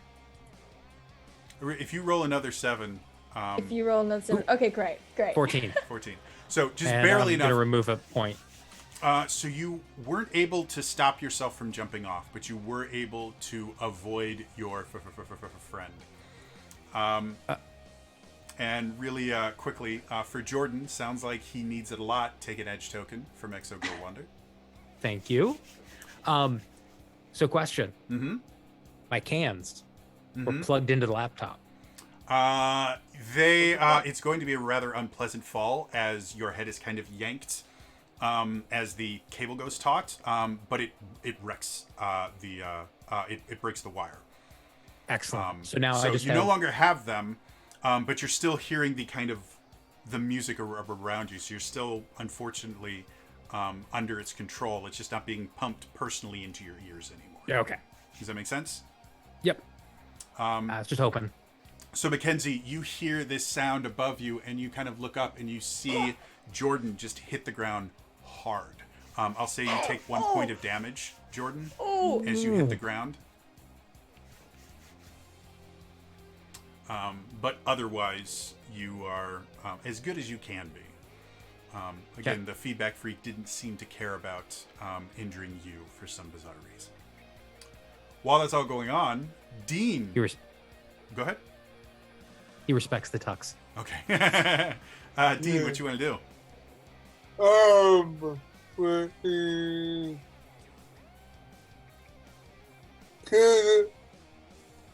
From wherever I am by the scaffold, will people see me? Unless you basically do the same thing Mackenzie did, you are there isn't really a good spot other than underneath this where people aren't going to see you. However, you guys are on the edge of the quad, so if you wanted to use effectively half your speed to kind of run out of the quad to behind one of the buildings, you could morph there and then use the other half of your speed to get back to where you are. I will do that then. Okay.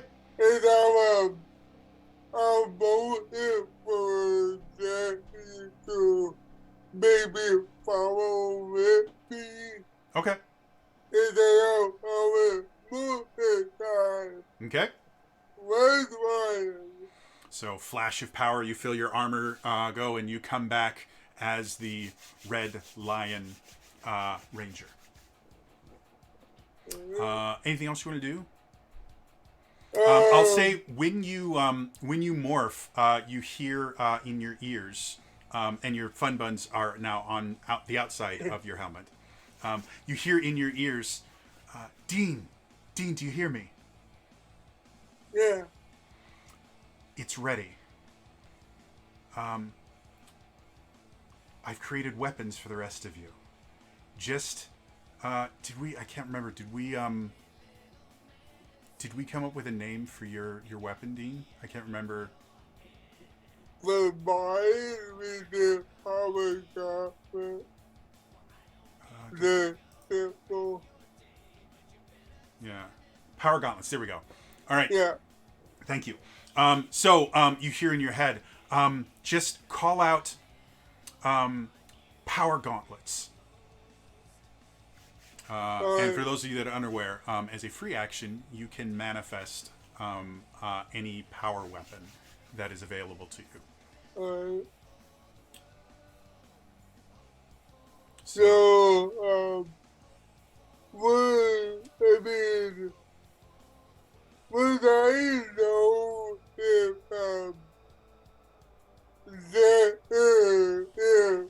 Mackenzie is he's over the board one right now, and Mackenzie would have put him to but he just to be perfectly honest, I don't know if you would know if Mackenzie heard him say that or not. You guys haven't actually tested to see if the communication systems are always on or not. So you could ask, because you guys know if you a lot of times if you speak while you're morphed, you guys can hear each other through your. Do I know if I heard it? I'll say you didn't hear anything. Right. But Dean wouldn't be aware of that at all. Yeah. So. Right. Alright, Thomas does know how to talk to specific rangers, so alright. he's been doing this a while. He's got color-coded buttons. Yeah. Um.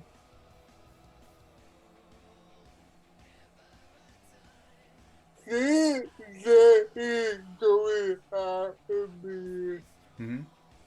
Would I be able to, wait, either hold on to Will's quote, tell the EMA that he was commented to me? Well, you it doesn't take an action for you to communicate with them, so you can tell them. Right. As far as like they do have a hold action in Essence 20, I can't remember what it's called, but it's only for your standard action.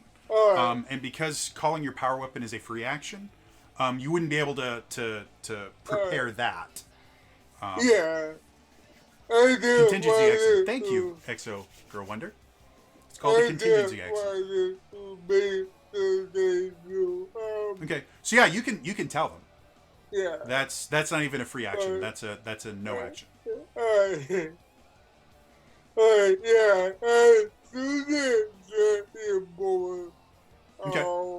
But in the meantime, Mm-hmm. I will call Power Doctor.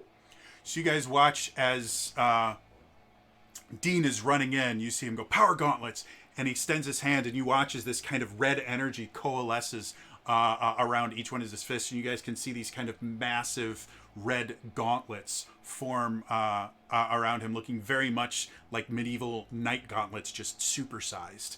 And he kind of brings them down, and you can just see them kind of crackling with grid energy. Anything else you want to do with your turn?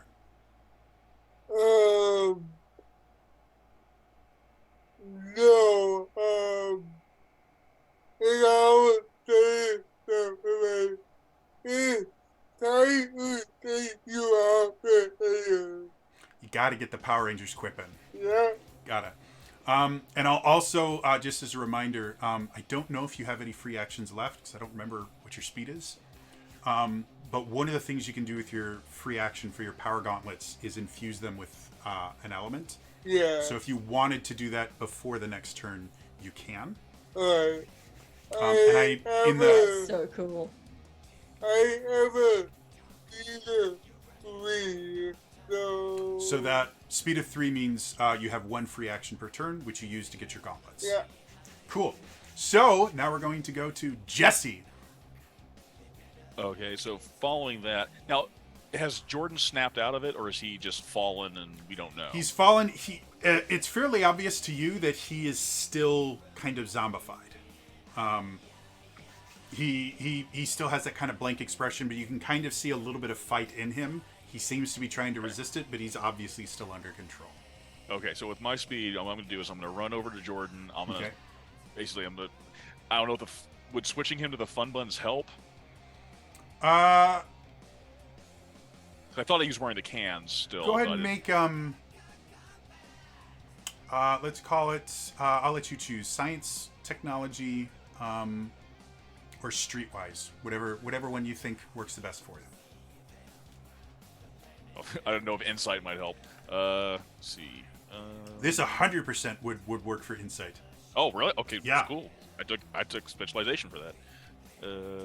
What is that a specialization under? Alertness. Alertness. Cool. Make an alertness roll then.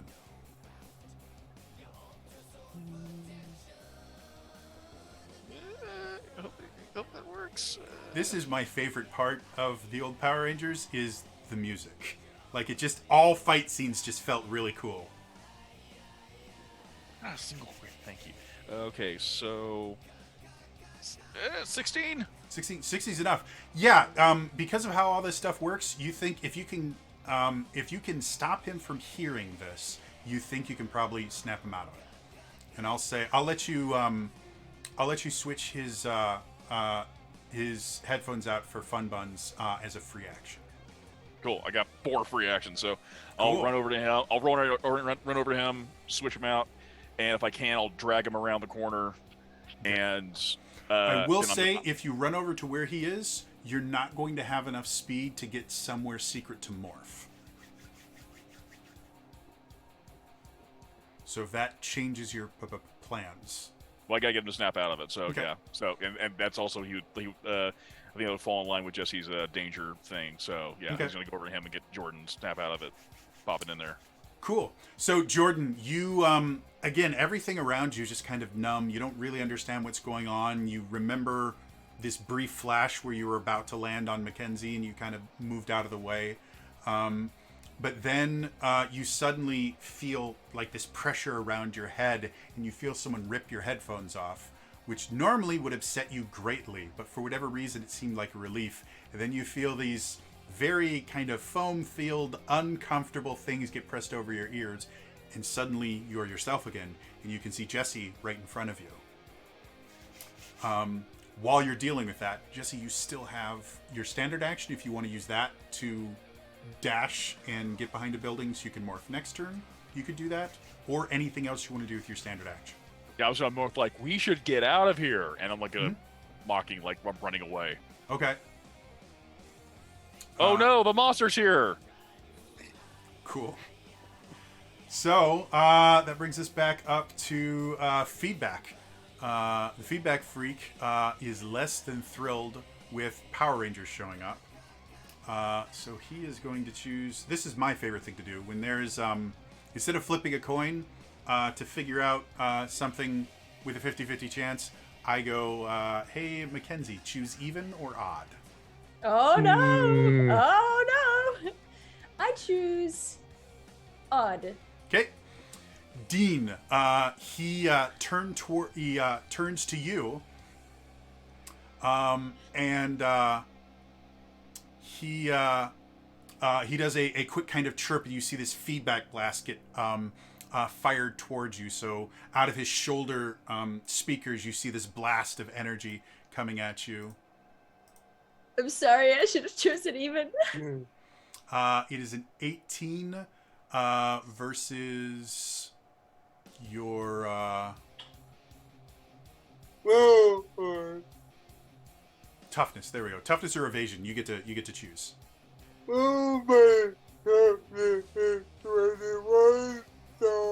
Okay. I have no idea why why Automod decided LMAO is not. It did it last time. Oh, it didn't fix it from last time. Okay. So yeah, since your toughness is 21, as he blasts you, you bring up your power so gauntlets and you go, and it kind of grabs him and you go, and break it Hockey. out.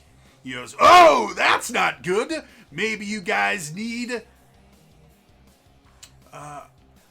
Maybe you guys need to hear me scream. And you see him kind of pump up his shoulder things, and you guys remember seeing him do this before, and how loud and painful it was to you that it gave you all a downshift, and doesn't seem to affect any of you guys. And he looks at you and goes, oh, done! I'm gonna have to get more creative now! And that's the end of the Feedback Freak's turn. We go to Mackenzie. I'm just gonna rush him. I'm just gonna run in. Now, I do have to ask. I think I know the answer, but it wouldn't be Mackenzie if I didn't ask. He's not 3 sizes larger than me, is he? He is not. He is large, so... I suspected as much. All right, so... I think I just see Mac just runs by, just like, What?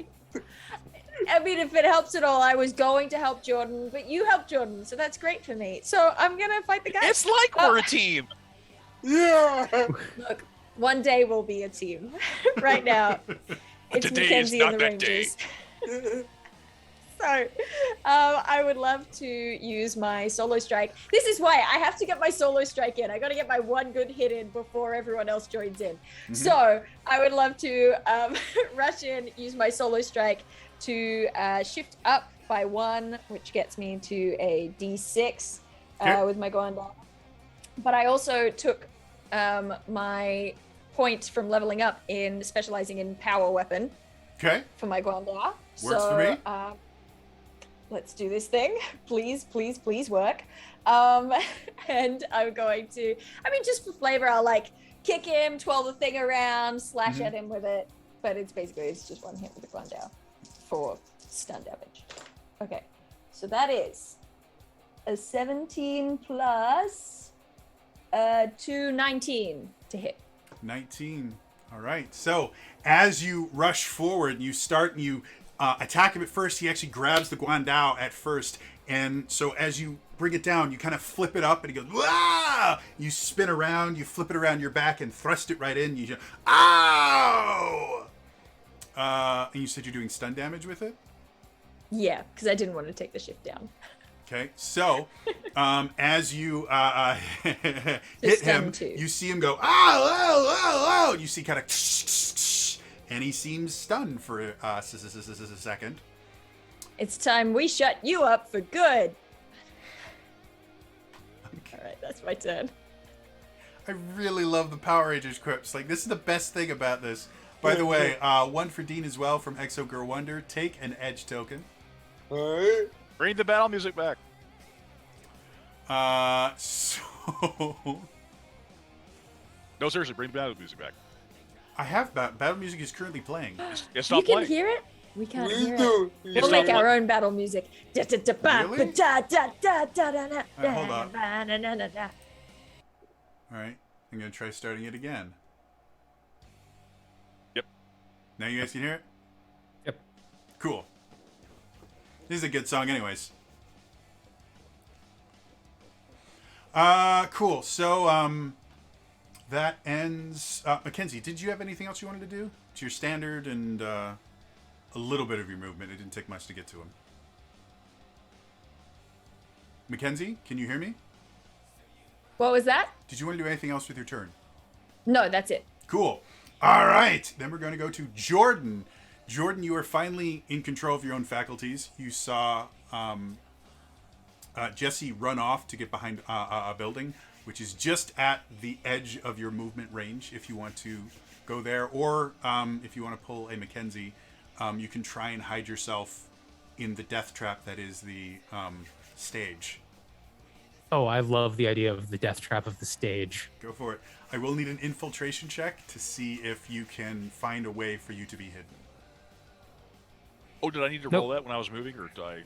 No, you don't need an infiltration check if you go out behind a building. It's just if you're trying to hide in the stage.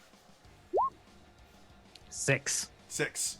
So as you get in there, you cannot find a place where people aren't going to be able to see you morph. So the question is, do you go as somebody who has been under this influence, mm-hmm.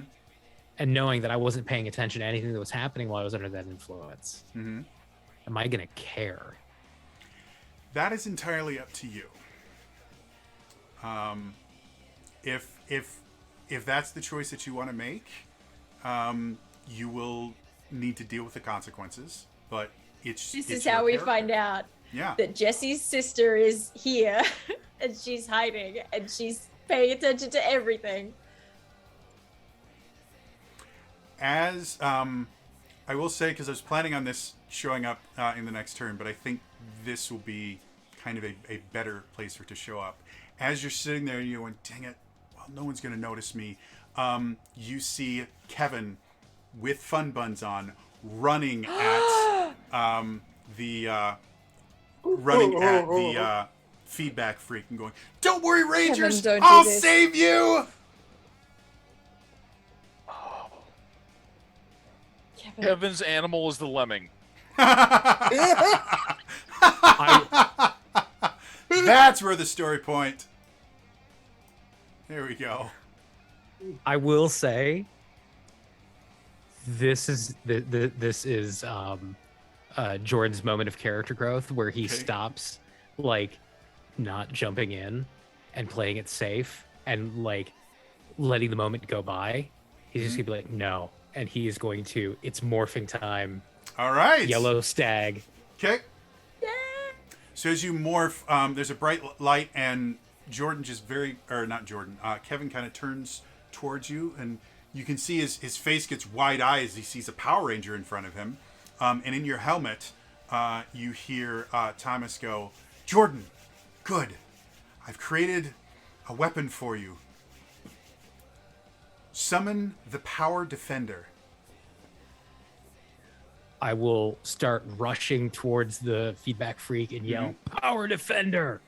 As you see him running in his yellow suit, you see energy starts to form around each of his arms. On his left one, it starts to spread out, and you see this giant golden shield appear on one side.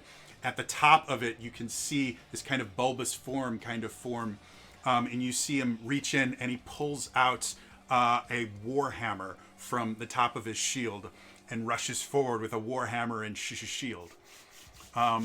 You are running basically at the same time because as much as Kevin has seen, oh my god, it's the Yellow Ranger, he hasn't stopped.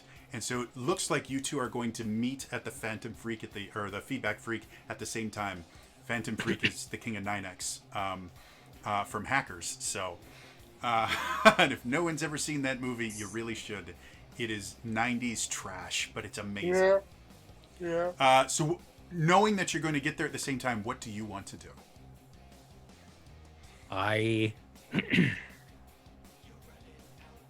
God. I do love that the lyrics right at that point when you're running out of time. Oh, I'm gonna have an anxiety attack. I'm just gonna be like, "We got this, Kevin," and like try to bring the warhammer up for a strike, and use the shield to kind of help block Kevin. Okay. If I can. I will say, because this is your first time using this, that's going to be a little bit more complicated than you have the ability to do right now. So you need to make a choice between making the attack or protecting Kevin. I'm gonna protect Kevin. All right. So as you get there, as your standard action, you basically kind of bring your shield up, and as Kevin impacts the freak, you see him. You hear the sound of bone crunching on bone as he goes, "Ow!"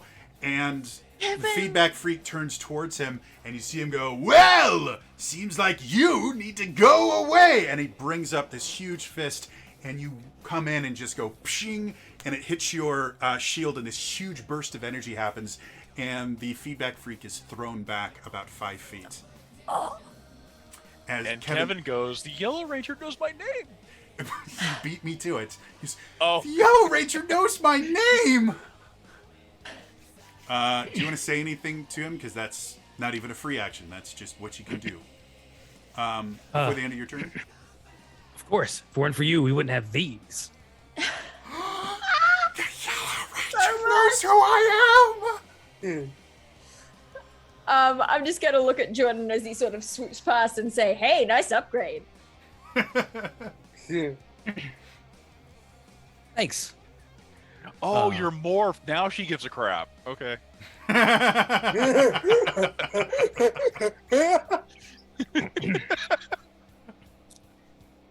Anything else you want to do with your turn?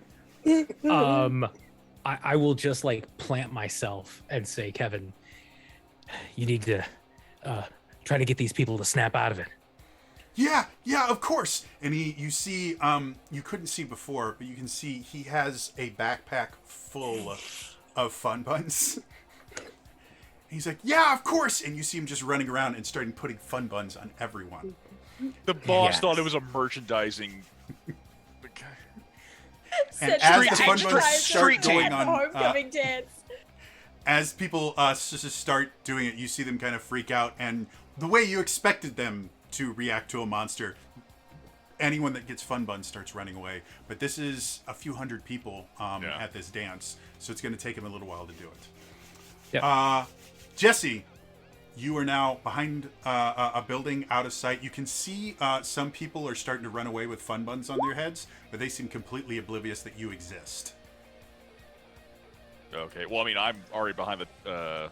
Yeah, you're already behind the building, so. Yeah, so I'm morphing. Blue Badger! Okay, so you feel your armor go on, you hear in your headset, call for your power staff. All right. Power staff! Okay, and as you do that, you see this energy kind of coalesce in front of you, and as you grab it, you see this kind of long, almost monk spade looking staff appear in front of you. Spin it around, and I don't know if I can get back to the party in time, considering that the Power Ranger, he will just full on do a Power Ranger jump into the scene. Oh, sure, definitely. If I have to use parkour, whatever I have to do. Yes. So awesome. You can you can get back with enough time to interact with the scene. I'll say the feedback freak is just slightly outside your attack range, but you can interact with anyone, anything else in the vicinity as your standard action. I just realized, did we miss Dean? Oh, did we? Oh, yeah, because I'm behind Dean. Oh, sorry. Yeah, I totally. So before that happens, because I'm looking at the initiative wrong, Dean, you're up first. Alright. I'm a really good dungeon master, guys. I have been doing this, or storyteller. There's a lot to keep in mind. I've only been doing this for like a decade. This is a big system. So, after see that doing this, he was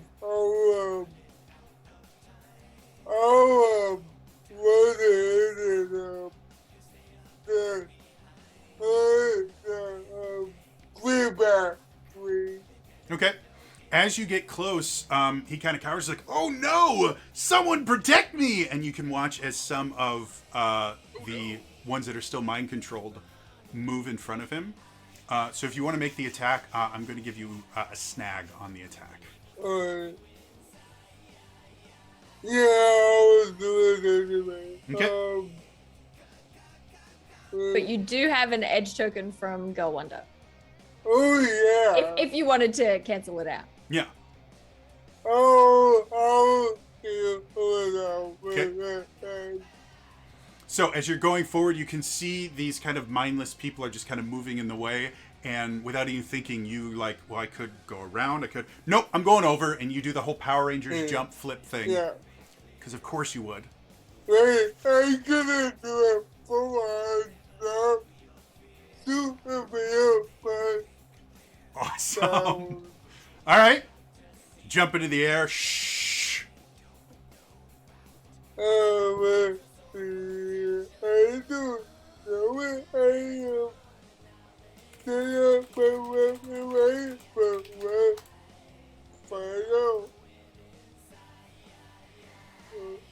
Go for it. What do we got? Everybody.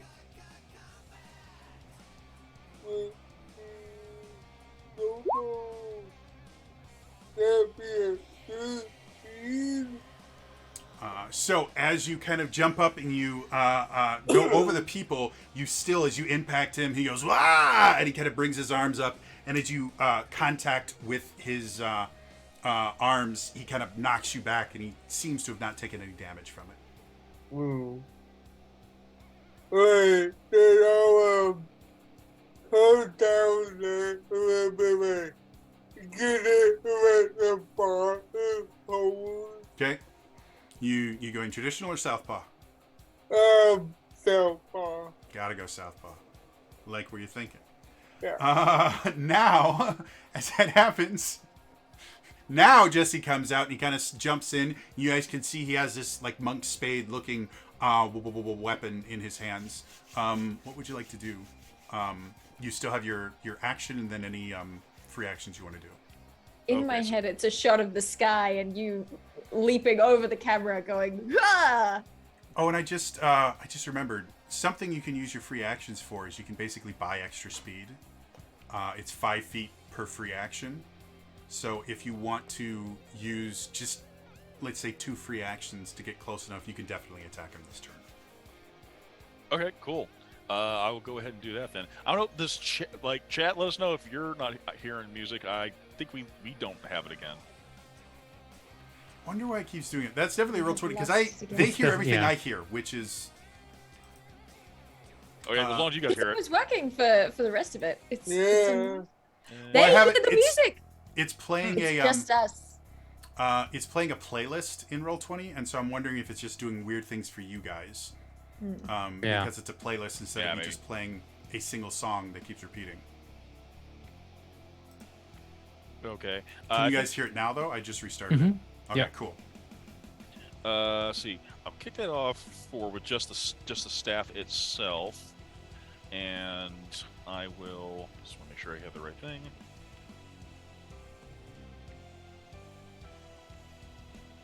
Yeah. So finesse 1 week. So we talked about that.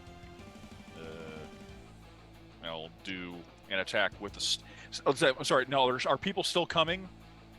Are people still in the If way? you try to make an attack, people are going to just naturally kind of walk in front. So any attacks you guys make until the civilians are cleared out is going to be made with a snag. Okay, in that case, I think what I would do then is I think Jesse will try and get the people to he'll try and like basically clear space. Okay. To give the team a shot at a clean shot at Feedback Freak. So how do you want to do that? Like you're gonna? I think if they're kind of like zombie fight, I kind of picture like I have the staff out. Let's go like swoosh straight out, and they'll be like, I'll go cow catcher. Sure. Kinda, Go ahead and make. I'm gonna give you 2 upshifts for this because that's a really cool idea. And such a perfect use of the new power weapon too. Yeah. Go ahead and I'll let you choose between athletics and brawn for this. oh, good. I wouldn't be finesse. Okay. Yeah, I wouldn't be able to argue finesse for this. Like that's not a very finesse-like thing, but. Well, I don't have either one there. So 2 upshifts. That would take it to a D4. 2 upshifts. What is it? What is your normal die? Nothing. Nothing. Yes, that'd bring it up to a D4. Okay, use D4, and I will use a token. Take that away. There. D4. Okay, I'll just roll the D20 first. 17. Doing so good. 22. If that matters, it's a 4 on the D4. Definitely. So that's a Ooh, critical hit. crit. So a critical hit, you basically do an extra point of damage than you would Well, I'm normally not do.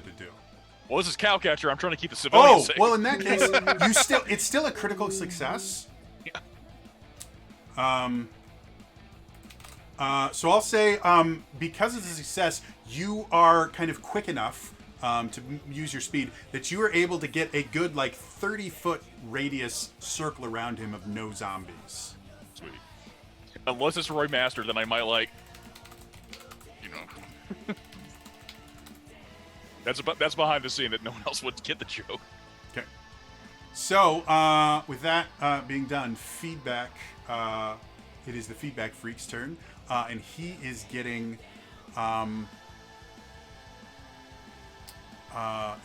very, very upset. And so he's going to turn towards Mackenzie and go, "It's time for you to go away!"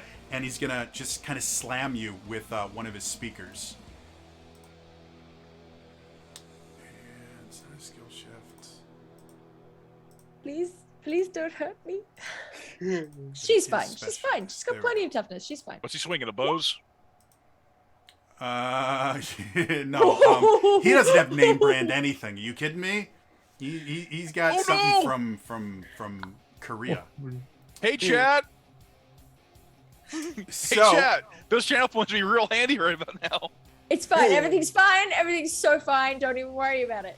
So he swings for This is you a and he learning hits you moment for and he her. hits you hard with the speaker. As the speaker connects with you, you feel this burst of sound and you take 2 sharp damage. As the sound literally cuts through your suit and blasts you back about 5 feet. He then immediately turns towards Dean and goes, "You too! Time for an encore!" For the people at home, by the way, that was a 23 with a nat 20. Yeah, that was D20. it. 23, sorry. It was a palpable hit. Does an 18 hit either your toughness or evasion, whichever one you like better? No. While this is all You're so happening, tough, you're so tough. take a story point, players, from Rapibara. So I'll Thank put a story you. point into your pool for you. Hey. Thank you. All right. So as he comes down and he again hits you, you just cross your gauntlets and you feel Yeah. the kind of pulse of energy and That's not fair! And he is... Nope, that's what he's going to do. That brings us back to Mackenzie. Okay, well, okay, great. So, you know, she gets smashed with the speaker, she flies back, and then she sort of skids back to her feet. She wasn't knocked prone, right? No, you were just kind of pushed back a Okay, little great. bit. Cool. So thematically, sort of slides back around onto her feet. Her head is ringing in spite of the fun buns. I think it's more like a concussion than anything else. And she's just gonna. I mean, look, this is a learning moment, but she hasn't learned her lesson yet. So I'm gonna run in. I'm gonna take another swing. Jesse's got the people backed off, so there's no snag right now. Yes, no snag. Okay, great. And I'm going to use my edge token Go for I it. was given, and I'm going to make another attack. All right, here we go. Hoo-yah! So that is, ooh. Okay, no, I was excited looking at my skill dice, and then I realized that both of the d20s are bad. That's a 7. You want to story point? Cool, yeah. You want to use story Yes, point? Okay. I do want to use a story point. We're yo-yoing this stuff. Go for it. Yay! So do I just re-roll one of the 2 dice? Reroll in both that of them. case? We'll be fine Roll with both that. of them? I'll go ahead and get rid of All right. story point for you. And the skill dice as well? Or just Sure. the... Reroll the whole thing. We'll do I'll it. re-roll the whole thing. Yeah. Fresh. All right, so that's fresh like DJ freshman. Freshmanson. Yeah, exactly. Oh, that's so much better. That's a 19 to hit with a 4 on the D4. 19 does hit, so that is a critical hit. So you can do basically an additional point of damage. Or if you want to get fancy some other way, the kind of default thing for a critical hit when you're making an attack roll is you do extra damage. If you want to get creative and describe something else that works really well in your favor, get as creative as you want. I don't know if this is gonna work though, because there are so many speakers just around the room, but part of me does want to like stick the Guandao specifically through the speaker. Okay. Yeah, I know he's got more than one, but like No, just sure, feels that's thematic. perfectly fine. Cool. Take out any little bit of the noise that I can, right? Sure. I will say, instead of doing extra damage, of the, let's say, 150 people that are still there, 50 of them, as you damage one of them, are just in a dead zone for the sound and are able to kind of break out of it fast enough to run away. Great. I get knocked down, but I get up again. You never gonna keep me down.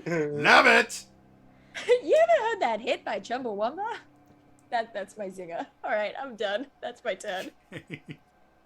And that does a stun damage, right? Yeah. Keeping So track if he of- goes down by 1, then I think he's currently at stun 3. I don't know. Well, you do 1 stun damage per attack, right? Mine does 2 stun. 2 stun. Thank you. Okay, so theoretically he should be acting then. 'Cause I have to remember how Wow. stun works. But it was cool. Let's call it 3 stun because that does affect how his hit points works. So.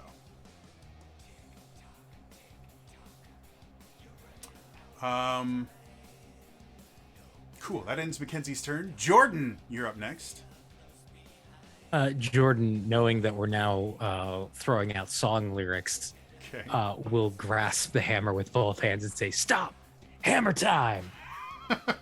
Incredible. Okay. And I will make a might attack against him. Go for it.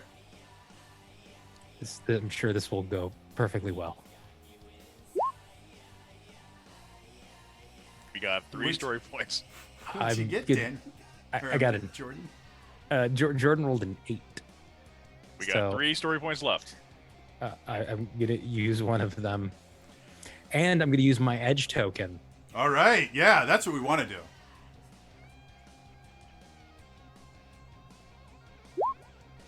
And this says critical success. I got a 16. Okay. So D2 doesn't. D2 doesn't give critical success, so Yeah, it's just I programming. was hoping. So as you bring it up, you again kind of hit him, but unfortunately his armor is just too thick, and so as you hit it, you boom, boom, and it's knocked off, and he takes no damage. I'll say, apparently I can't touch this. That hurts. Anything else you want to do with your turn? I'm gonna try to move around him to try to help help flank him. All right. That brings us to Dean. Now I will I gave you a page number when I sent you the Discord message. Yeah. A lot of the different elemental types will give you different things that you can do. One of them will let you some of them will actually let you target different defenses than you normally would, because right now you guys are going up mostly against his toughness. Yeah. So that being said, Dean, what do you want to do? I will do what I forgot in the roster, and if you forgot the reference, I believe let me out here. I believe you are 100% right. I'm gonna. So I will do that, and I will the lower left up to feedback free. Go for it. So you guys watch as Dean kind of brings his gauntlets, and you see him, and look at them. You see lightning bolts start flowing over all of them, and he kind of bangs them together, and these sparks go everywhere. He gets ready for his attack against the feedback freak. And that would be a 15. Okay. So as you hit the feedback freak again, he kind of catches the gauntlet and flips it away. And he doesn't seem to take any damage from it, unfortunately. Anything else you want to do with your turn? No. All right. We've got Jesse then. Okay, I think spinning around there, if we're all working on a flank, try and get them, like I'm mentioning, like maybe we're all taking like four corners and we're just like going to beat on them. And I think Jesse sees a little HUD display, go like, uses a free action, and the staff separates into two Eskrima sticks. Yeah. And I'm going to use, since this is a new day, right? It's From the pier. For the pier, it's the same day, unfortunately. Oh, same day? Well, yeah. We'll go ahead and... Okay, well, then I'll use the other one then. I will use my other personal power. And I will use my own personal token to... Really quickly, from Joey Butless, players, you can take another story point.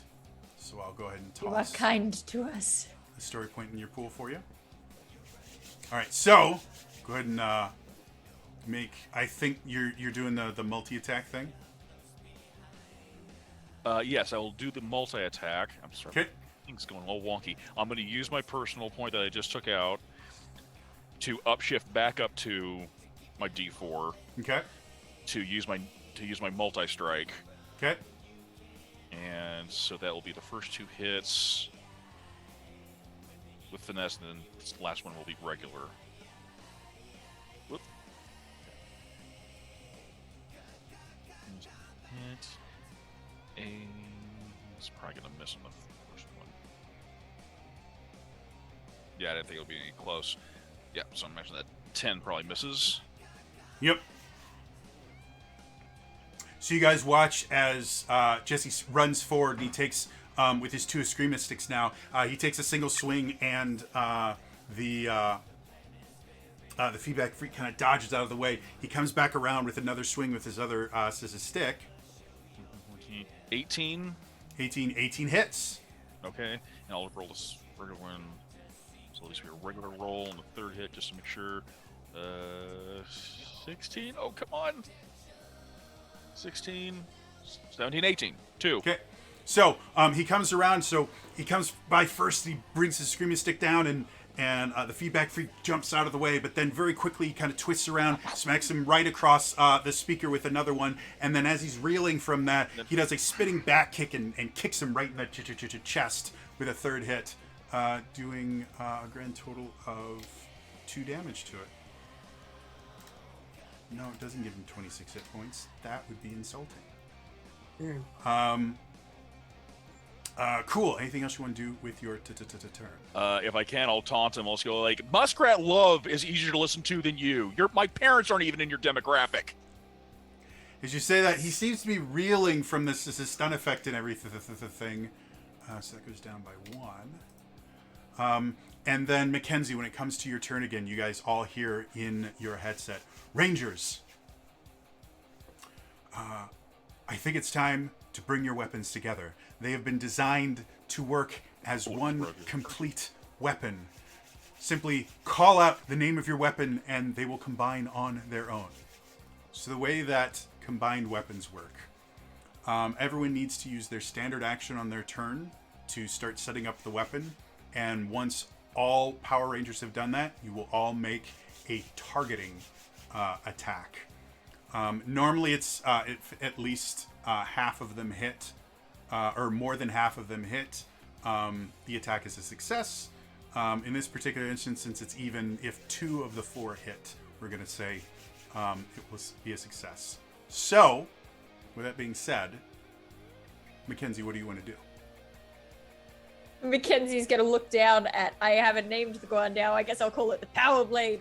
And she's gonna say, teamwork, huh? I'll try anything once. And she'll sort of spin over to where Dean is to collect the weapons together. Okay. Go on now. Go on now. That's terrible. Then you should feel bad about that one. And then, like, what do I have to use my standard? So do I have to use my standard action to? So your standard action for this turn will be you putting your Guandao in the position for it to connect with the other weapon. So that's your standard action. Yeah, great. I do that, and that's my turn. Okay. Jordan, you're up next.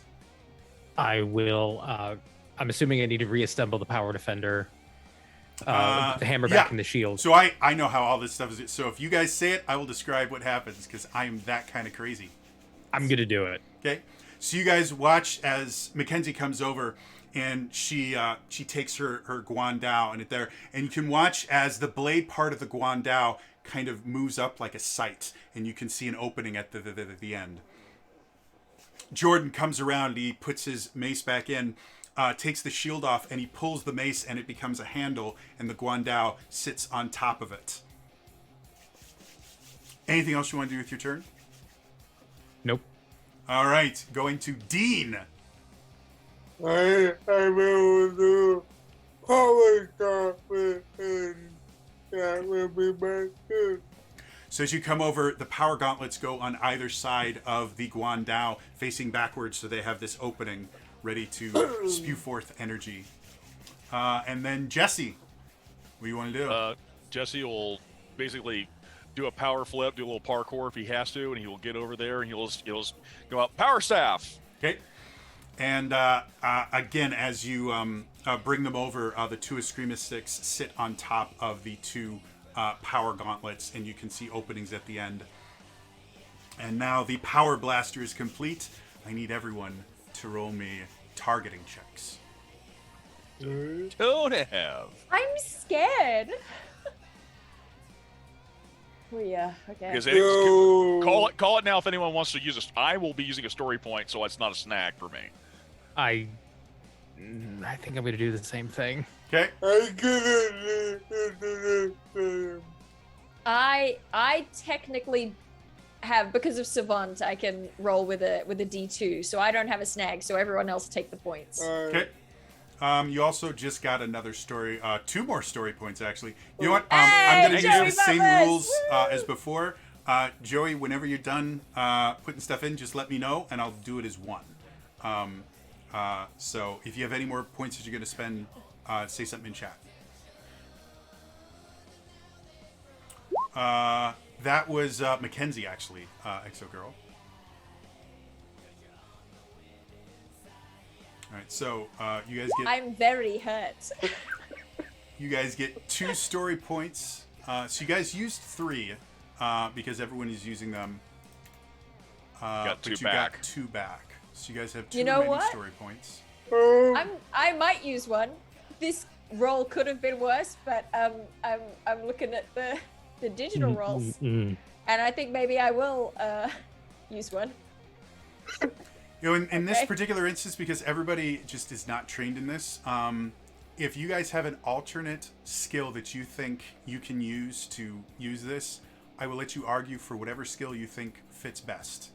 And I'll let everyone just cancel the rolls we just made, because again, targeting just isn't working for this particular group. What if I can use power weapon, in which I am specialized? I mean, yeah, but the specialization is just a specialization. You still need a skill. You still need to tell me what skill you're going to use. Oh, but finesse probably won't work. If you get, again, this is me as the dungeon master, the storyteller, telling you if you can come up with a logical reason why it will work, I will let you. Oh, great and powerful Jody. So I would beseech thee that finesse, in this case, steady hands. Yeah, I was 100% going to say. To Okay. line up that shot. All right, Yeah. I'll go with that. Exactly what Daniel Yeah, said. Finesse. Is it not a kind of finesse to be making sure that you are not in each other's way? If you look at how most Power Rangers teams do this, only the Black Ranger is the one that's actually holding and aiming and everything. Everyone else is just putting a hand on their shoulder. Yeah. So go ahead and roll your finesse checks if that's the ones you want to use. Oh, I'll use Great. this, yeah. And let's see Absolutely. what we can get here.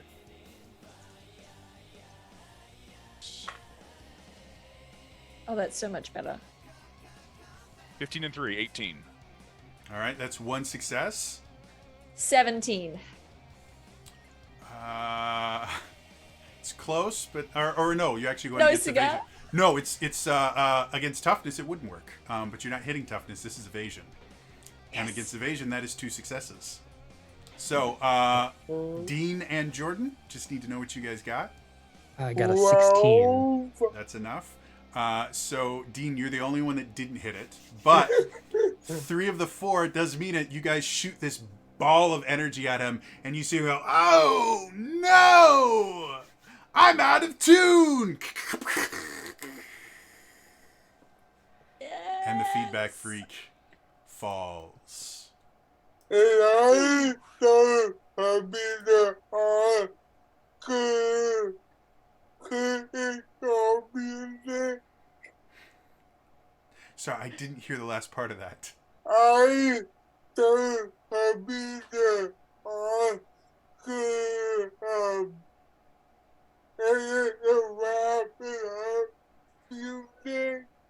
Oh, yes. The my brain has just died. I'm not kidding. Like, everything in my brain has just gone out of my ears. That is really impressive.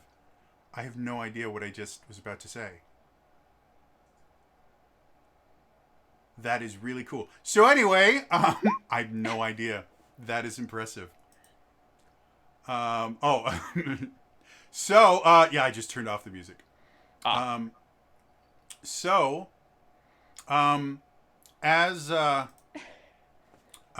As everything kind of starts to settle down and everything, you can see people are kind of blinking out of it. Kevin is going around. He's gotten like half the crowd now with these things on, but now they're blinking out of it, and some of them are starting to fight him, going, "Why? No, I don't want to wear this." He's like, "Oh, everyone's guys, the Power Rangers saved us!" And everyone kind of all looks at you guys. You start hearing this We're like awkward. I think, thing of I think we're like applause awkwardly around like. you. Do we put our hands on our hips? Mackenzie's I like feel like we should be doubled putting our hands on our over hips. where she got smashed by the speaker. She's like, "Yep, okay, great." Like one of us just like, You guys kind of like lean hearing in your helmets. Propping myself up on Jesse. You guys hear in your helmets. If you're ready for teleportation, I can take you guys. Yes, please. And just before we go, I think someone's gonna like. Jesse will be the one to say it. Hey, Kevin, thanks for the assist. Oh! And everybody around just like, yeah, and they're all like hitting him on the back, and a couple people are like hoisting him up, and you guys feel the familiar power of teleportation send you off, and suddenly you are in the. If that doesn't help him talk to that girl, I don't know what will. There's going to be no dealing with him anymore. You're again. You got to work with him in the command center. Thomas turns to you guys. Well done.